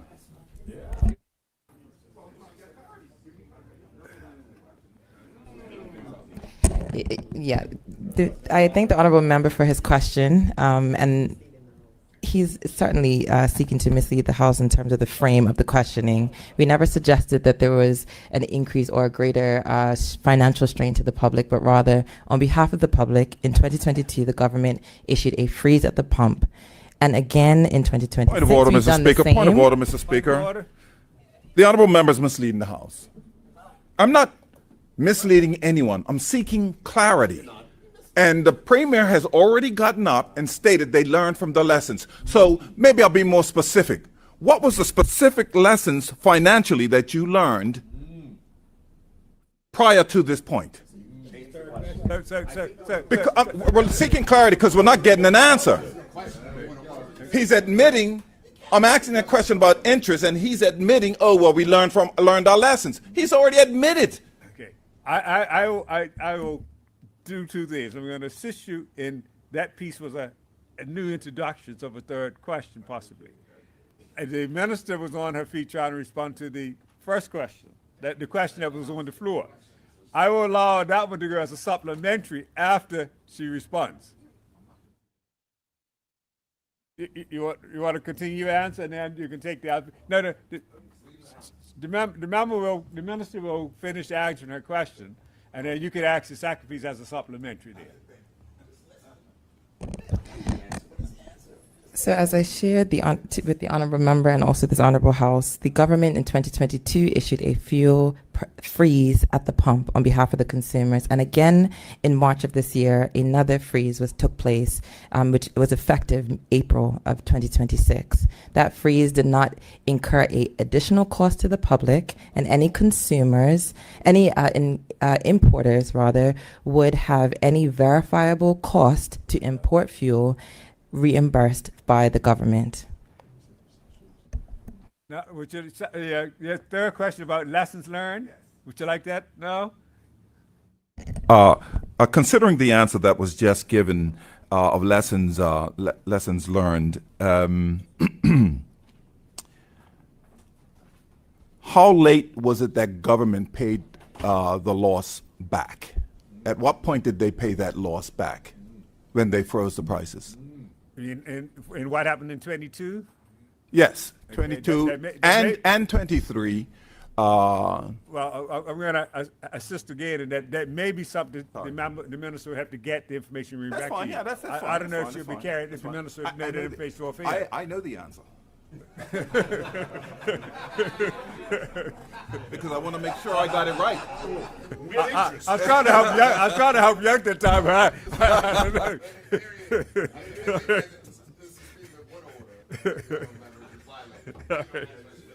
All right.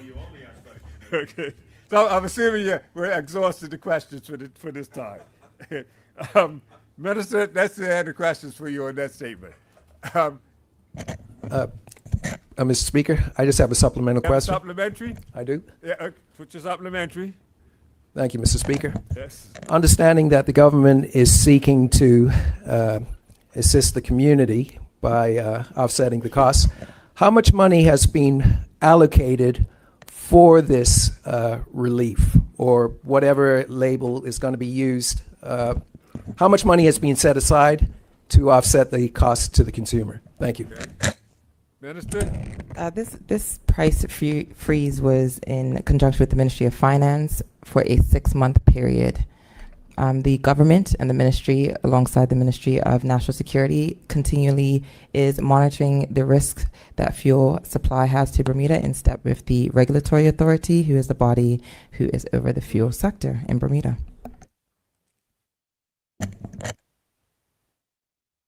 Yeah, supplementary? Yeah. Well, the first question wasn't answered because the question was is how much money is being allocated for this. What was said was not an answer to that question. Thank you.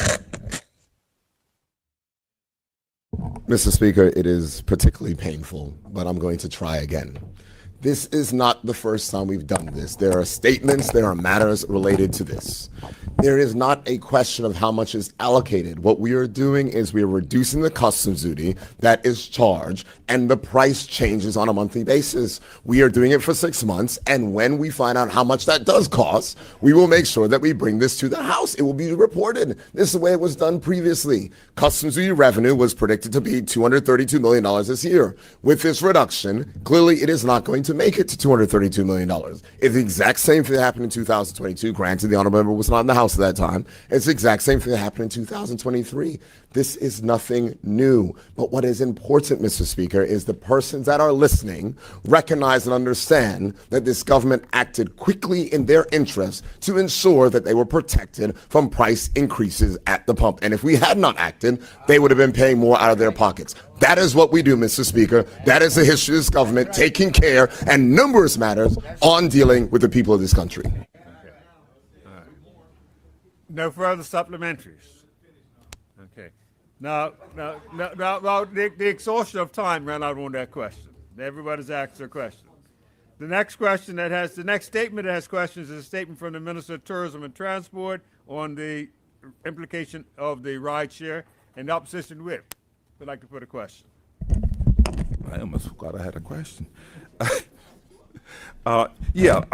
Minister, good to hear the statement about more taxis on the road. It's really, really interesting to see that that's, I don't know if it is a direct by result of ride sharing necessarily, but it is good to see. How long is this process taking to get an actual ride share on the road itself? Like, what has been the experience with I think you said there were 19.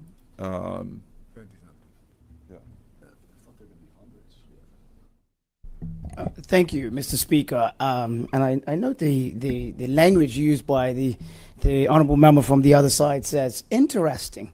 I would use a different word to say it's very impressive that the government could put this system in place and help modernize transportation and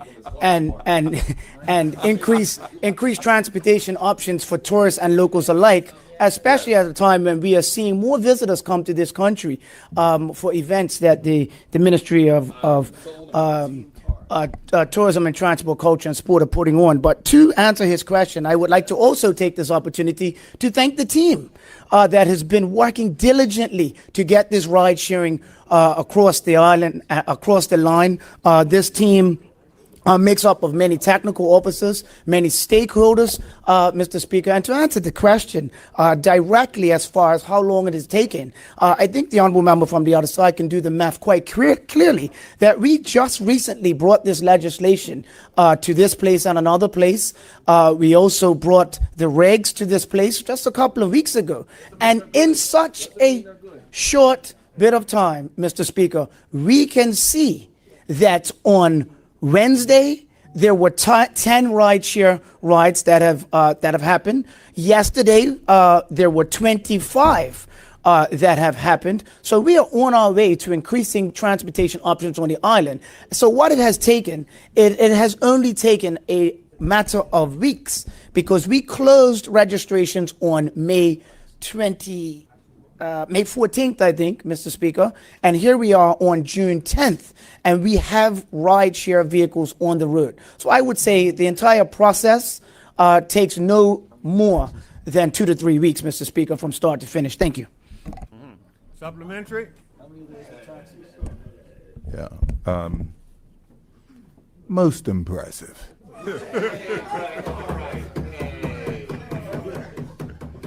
Sarcasm doesn't get in the minutes. Considering that we now have Is it supplementary? or new Supplementary. question? Okay, go ahead. Yes. second question. Second question. Sorry. Yeah, I started off most impressive. Since he loves those flattery words, I thought it was just interesting, the numbers. I was trying to figure the numbers out, but he clarified them just now. So apparently there's 10, I think, to qualify, it's 10 on the road. I'm looking at them at 10 on the road, you saying? No, I think that was 10 rides. You referred to the number of rides that was used yesterday and the day before. Yes. 10 and So my question then is, second question is, what day or date did we get the first ride sharings on the road? Thank you, Mr. Speaker, and I appreciate the honorable member from the other side asking that question, because I was a little disappointed that we did not do more communication around it. So I'm so happy that I can announce on the floor of the House of Assembly that it was with much joy and excitement, Mr. Speaker, that the first rideshare vehicles did pick up their first passengers on the previously announced date of June 10th, Mr. Speaker. Thank you very much. June 10th. Is there a second sub or new question? New question? No more? I'll leave him alone. Okay. Thank you, members, for that. The next statement that has questions this morning is a statement from the Minister of Youth, Social Development and Seniors, and MP King would like to put a question to you. MP? Thank you, Mr. Speaker. Understanding that 70% of clients required mental health and coping skills, why is government focusing on parenting certification programs rather than expanding direct mental health services, family counseling, therapeutic interventions instead? Minister?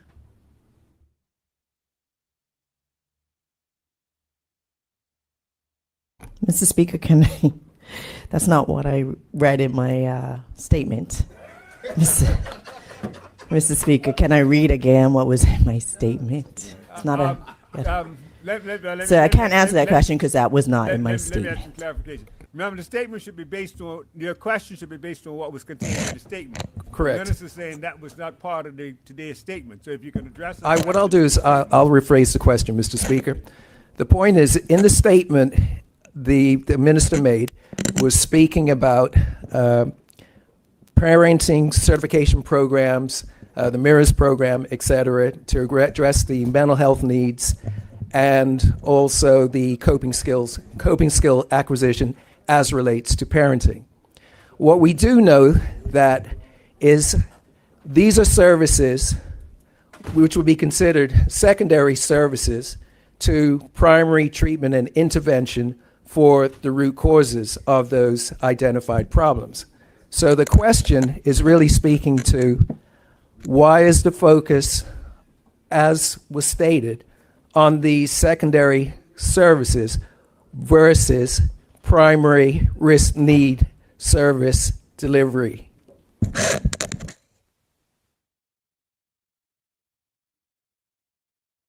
Mr. Speaker, I cannot make sense out of that question. What are we referring to when we're speaking to primary and secondary? Education.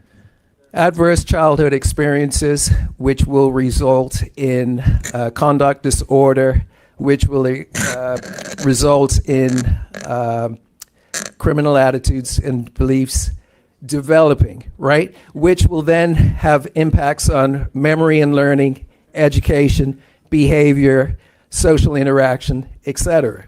Potential drug use, mental health issues, etc. So the very things that the minister is talking about, that parenting certification, those workshops, that is secondary service delivery that is not going to address the underlying root causes. And what we do know is that there is a serious need for primary services for that population. I'll just remind you, members. I'll just remind you that you have a training background that allows you to understand maybe different languages than the layperson understands. So you may need to make sure you're bringing your question in a format that everybody else follows who hasn't had that professional background. Thank you, Mr. Speaker. The Department of Child and Family Services conducts a survey to the parents that we support every year. And part of that survey comes back to let us know, where they are finding most difficulty. And they report that they are having most difficulty with coping strategies, particularly as it relates to behavioral concerns with their children, and also mental health concerns. The Department of Child and Family Services has a counseling services that they do support families and children, particularly as it relates to coping support and mental health services. But we also support families also with additional private mental health support if that is so indeed needed. I just want to highlight and thank the Family Center as well, who also provides a free service for families and children for mental health services. So there are providers out there providing those support systems for our families and our children. With the parenting program, Mr. Speaker, it is very important. Very important. No one parenting does not come with a handbook. Any parent would know that, and it is a challenging job if you are not getting proper support or education or support from supportive families or friends or organizations. And so it is important that we train persons in our community, in our services such as DCFS, to know how to approach these, to help parents with this information. And also through the program of Mirrors, which runs an excellent program because I've been a part of it myself, in providing parenting workshops as well to help parents to know how to use their language to talk to children, how to support parents through that challenging but also positive time of parenting. So, Mr. Speaker, there are supports that are out there to support parents. We're thankful for this program. Our parents need constant and frequent opportunities to support them through their parenting experiences. Thank you, Mr. Speaker. Thank you. Supplementary? Yes, Mr. Speaker. What benchmarks will be utilized to determine whether or not these programs are working or not, and who will provide oversight? Thank you.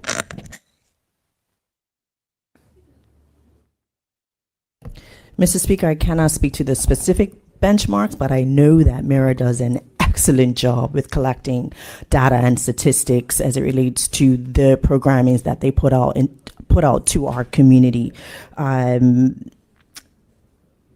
So I did mention that in my statement that the data will be collected, and I am willing to bring forward what those benchmarks come back as when we complete this program for the year.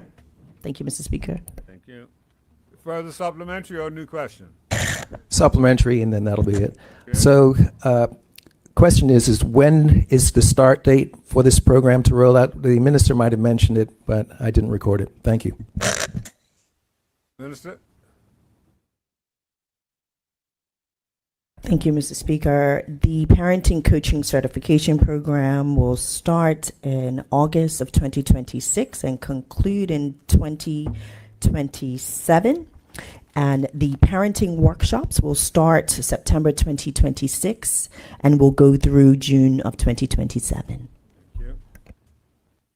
And that brings a conclusion for questions to your statement, Minister. Thank you, and member.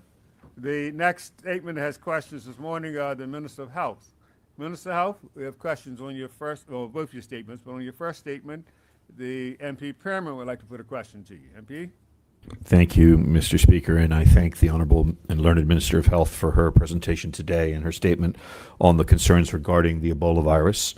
And in particular, I thank the Honorable Minister for highlighting the fact that there will now be travel warnings to those who will be traveling to jurisdictions where the outbreak has occurred. And I also thank her for clarifying in her statement that a process is being developed for how those travelers will return and be monitored. And I think it's important for the public to hear what was said there. My question is just in relation to those who may become incoming from those same jurisdictions. I didn't hear anything in the statement about the consideration being given to those incoming travelers. And my question more specifically is, what consideration is the ministry given to those incoming travelers in terms of any restrictions that are or will be imposed? Thank you. Yes, Mr. Speaker, I thank the honorable and learned member for his question. And I wish I could say we have never experienced something similar to this before, but we have. So Port Health will operationalize a travel questionnaire similar to the one that was required during COVID. So all individuals will be required to provide that information prior to arrival in Bermuda. It is hoped that they'll be able to do it electronically. Those persons that do not have access to electronic smartphone, et cetera, will be provided it upon landing. They will complete it. They will indicate whether or not they have any symptoms, as well as whether they've returned within the last several weeks from one of the impacted jurisdictions. In the event that they do indicate that yes, they have been or yes, they are exhibiting symptoms similar to what we did during COVID, those persons will be isolated until Port Health officials can come and assess them. Thank you. Supplementary or new question? Yes, supplementary. I thank the Honorable and Learned Minister for Health for that answer. That is clearly not a bad thing. That's a sensible precaution. One might ask whether or not another more stringent precaution would be to prohibit those people from going through our gateway cities to actually arrive here. What steps, if any, are being considered around communication from those jurisdictions, U.S., U.K., Canada, about the travelers coming? I mean, for example, and I'll give an example, so will we know in advance if someone is coming from Congo, Uganda, etc., on a British Airways flight from those representatives in the UK in advance of landing, and what considerations are being given around that? Yes, thank you for that question. If I am understanding it clearly, we will not know in advance. We do get the manifest, but of course, the person could be coming directly from the UK, but having 2 weeks prior coming from an infected area. So the actual questionnaire is what we'll be using to determine whether or not that individual has come from an impacted area. And then in addition, with respect to further announcements and so forth, remember Bermuda is fortunately still ranked low. There's no transmission, and we are still on the low radar. So we will continue to monitor the situation through epidemiology and surveillance. And if the circumstances change, then we'll do more announcements with respect to our communications with those persons traveling from the UK. But we are at a very low risk. Supplementary, new question. Second question, same topic, but second question. Just in terms of the procedures that you identified that will be adopted if and when we have a patient with Ebola that arrives in Bermuda, can you give us, you say it's a low risk, and I would agree with you, it probably is a low risk. Can you just give us a little bit more clarity around, to be specific? In your statement, you indicated that it would be for the person who was feeling the symptoms to sort of self-regulate, and it would be a questionnaire. Will that questionnaire be reviewed by the immigration people on arrival? I mean, what's the sort of time frame that you envisage and how that will work practically? Thank you. Thank you, Minister. Thank you. The questionnaire is provided to the traveler en route.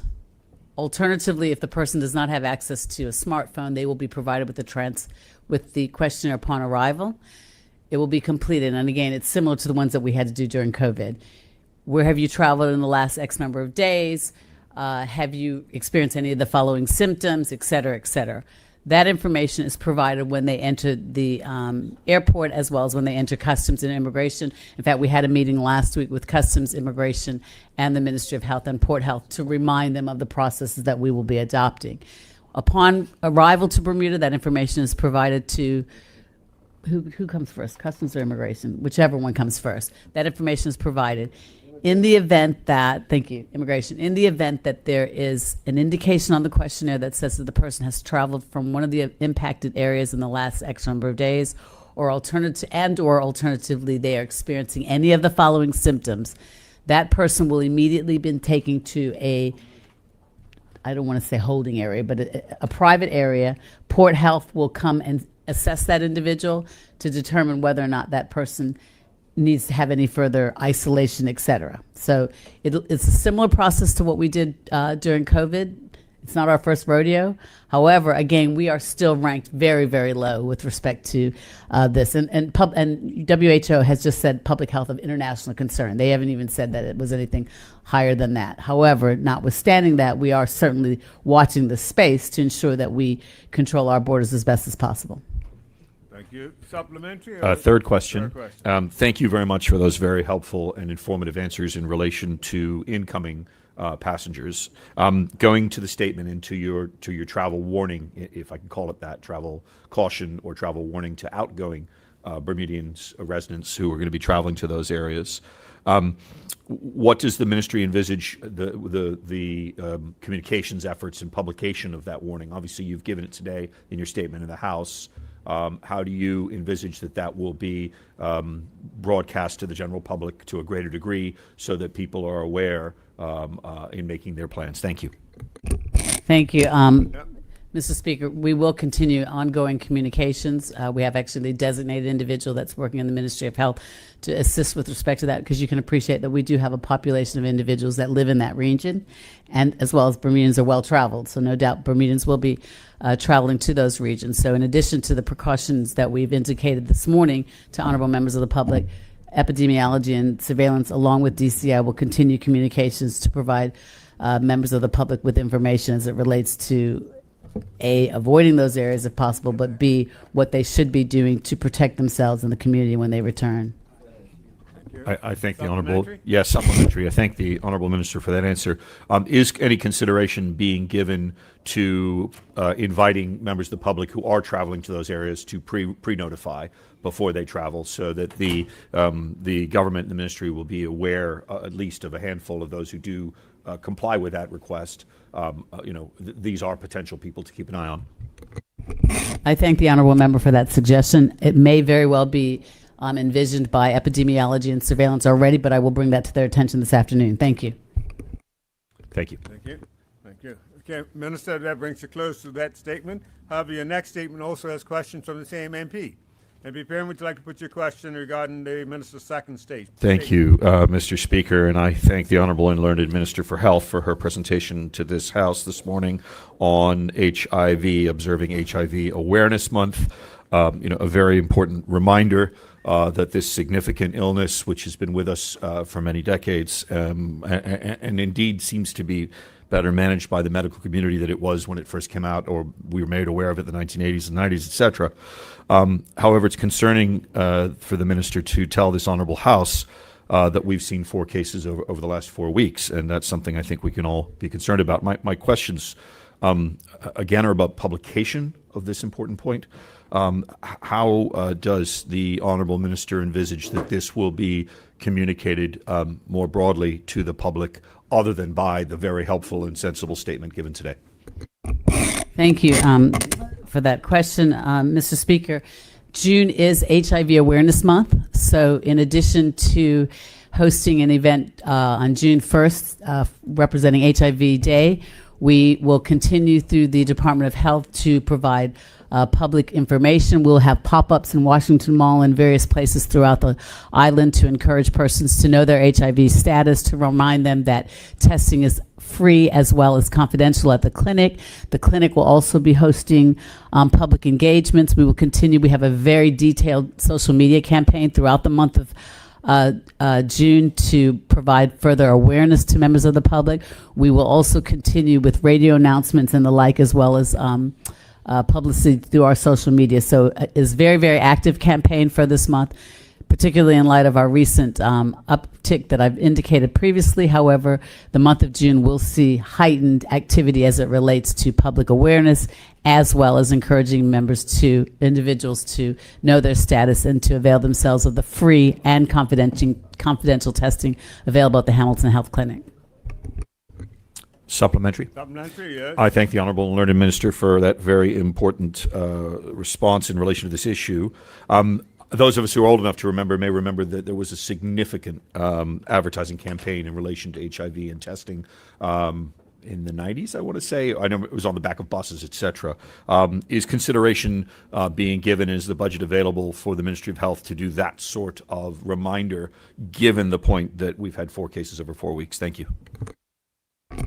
Yes, those are very good suggestions, and I will take that to the team to see whether that's something that we can include in our health promotion activities. Thank you.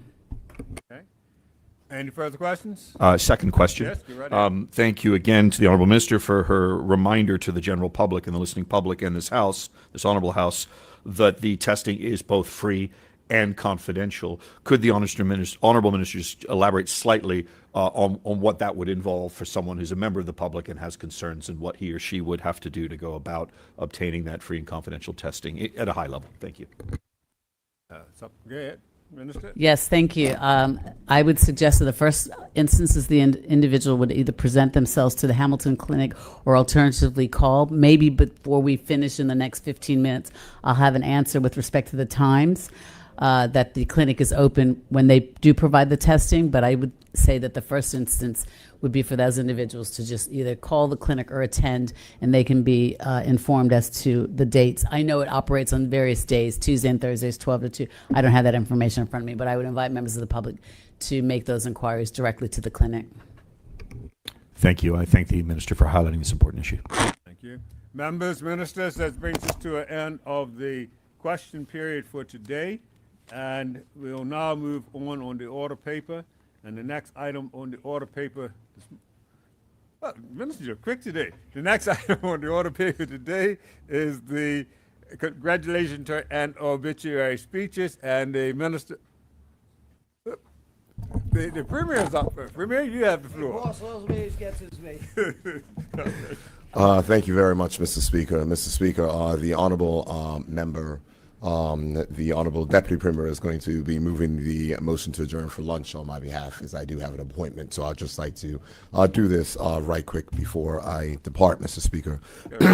Mr. Speaker, I would like to ask that this honorable House to send a letter of condolences to the late Mrs. Matilda Keynes of 110 Mount Hill Mews, my constituent, and someone, Mr. Speaker, who I've known for basically my entire life.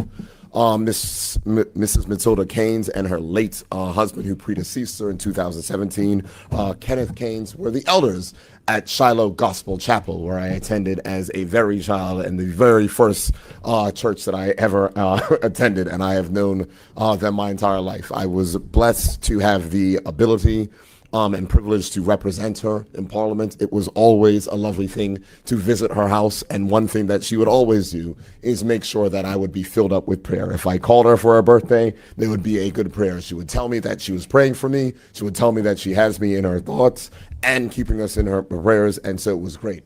Mr. Speaker, it was a very poignant experience for me. Because I'm grateful that I did actually get to see her in Agape House before she passed, and to just express to her directly how grateful I was for the support and guidance in which she provided through my entire life. She was one of the figures that I looked up to as a child, attending Sunday school dutifully every Sunday for as soon as I could attend. And the reality is, Mr. Speaker, that we've lost a great woman of God, a prayer warrior for this country. And I would like to ask the Honorable House to express or to send a letter of condolences to her family, her sons, Kenneth, and also Troy Keynes as well. I'd like to associate the Reverend Dr. Emily Gale Dill and also the Honorable Minister of Youth, Social Development, and Seniors with those condolences. Thank you. Deputy Premier, I know you jumped pretty quickly just now, and Thank you, Mr. Speaker. Well, you know, when your boss speaks, you must take note. Mr. Speaker, I would like to, I'm sure you're familiar with the term of most married couples getting points, Mr. Speaker. Mr. Speaker, I would like to see if I can get a 15-pointer today. And in sending congratulations to a lady by the name of Joanne De Silva, who just happens to be my wife of 44 years tomorrow. Tomorrow, all right. Mr. Speaker, she has been my rock and support not only for 44 years, but in particular during my sometimes very rough and rocky road during my 20-year political career. So I would like to give her congratulations for her support, but also for, you would know, Mr. Speaker, what our wives have to put up with during our political career. So I certainly wish to congratulate her, and hopefully it's a 15-pointer. Now, Mr. Speaker, on another matter, I would like to give thanks, Mr. Speaker. It's been just over a year since we've been heavily involved with housing in the country, and with the chance of leaving someone out, Mr. Speaker, I would like to thank a few people for their work, hard work, with regard to getting housing produced for the people of this country that is so desperate need. And those people, Mr. Speaker, would be Bermuda Housing Corporation, Mr. Paul Martin, Mark Mello, Joy, Keno, Blake, Lakila, of course, our hardworking chairman, Mr. Chris Famous, and the entire Bermuda Housing Corporation board. Also, Bermuda Land Management Company CEO Andrew Diaz and his board. And of course, MP Emily Gale, the Dr. Reverend, who has been fighting on behalf of her people, as you know, Mr. Speaker. It's not always been easy, and I would like to thank her. Mr. Speaker, whilst I'm thanking, I would also like to thank my former PS, Andrew Pettit, my current PS, Jean Nicolai, Hugo Pereira, Julia Marshall, Jane Brett, Tracy Wilkinson. That's my team at the ministry, Mr. Speaker. And also our banking partners, Bermuda Commercial Bank and Clarion Bank, who have put up the funds to produce these 229 homes, Mr. Speaker. I would also like to personally thank the Premier Financial Secretary, Chid Ofwego, who have been instrumental in pressing these housing initiatives forward. Thank you, Mr. Speaker. Thank you. We have about 3 minutes left. Let's do that 3. Go ahead, MP DeCudo, you got 3 minutes. Thank you, Mr. Speaker. First of all, I would like to congratulate Portugal, the Azores, and the Portuguese community in Bermuda for the recent celebration of Portugal Day. And I know that we all would like to acknowledge the contributions of the people of Portuguese descent and that community to the success of Bermuda and the richness of our culture. I would also like to highlight the arrival of the Sagres, which has been gracing Front Street with a very large Portuguese flag. It might be as large as some American flags you might see, and I've certainly enjoyed seeing that flag waving. Speaking of boats, Mr. Speaker, I would also like to, ahead of time, wish luck and safe passage to the competitors in the Newport Bermuda race. This will be the 100th anniversary of that first race to Bermuda in 1906. This year there will be 149 entries, and I wish them all a fast race with some excitement, but not too much excitement, Mr. Speaker. And I know that when they get here, we will look forward to welcoming them with Bermudian hospitality, and I know they will look forward to enjoying that, Mr. Speaker. So thank you very much. And, okay, Minister, I'm trying to squeeze you in. Go ahead. Thank you, Mr. Speaker. I would like to ask the House if I can take those couple of minutes. Mr. Speaker, I every time we come to the house and give obituary requests or condolences, we have to remember that there are families that are out there that are grieving. And I also would like to just send condolences to the family of Mary Jeanette Burgess, very matriarch known in the Hamilton Parish area, and condolences to her beloved husband, Norris Burgess Sr., as well as her children, Lavette, Norris, McAllister, Antoinette, Donette, Norette, Suzette, Juliet, Philip, and Noreen. I'll associate MP Dill and to everyone in the house, just wanting to share our love and let the family know that we are thinking of you in this at this time. I do also want to be associated with the condolences from our premier, with Mama Keynes, who, and to her children, Kenneth, Stephen, and Troy. Mama Keynes was attending also with the family of Open Door Christian Assembly. And she, you know, always came to share her love for the Lord. And so I do want to also give my associations with the comments and condolences. Mr. Speaker, I also just want to congratulate our Bermuda women's football team as they conquered and defeated the team Belize in a friendly game that they had last week.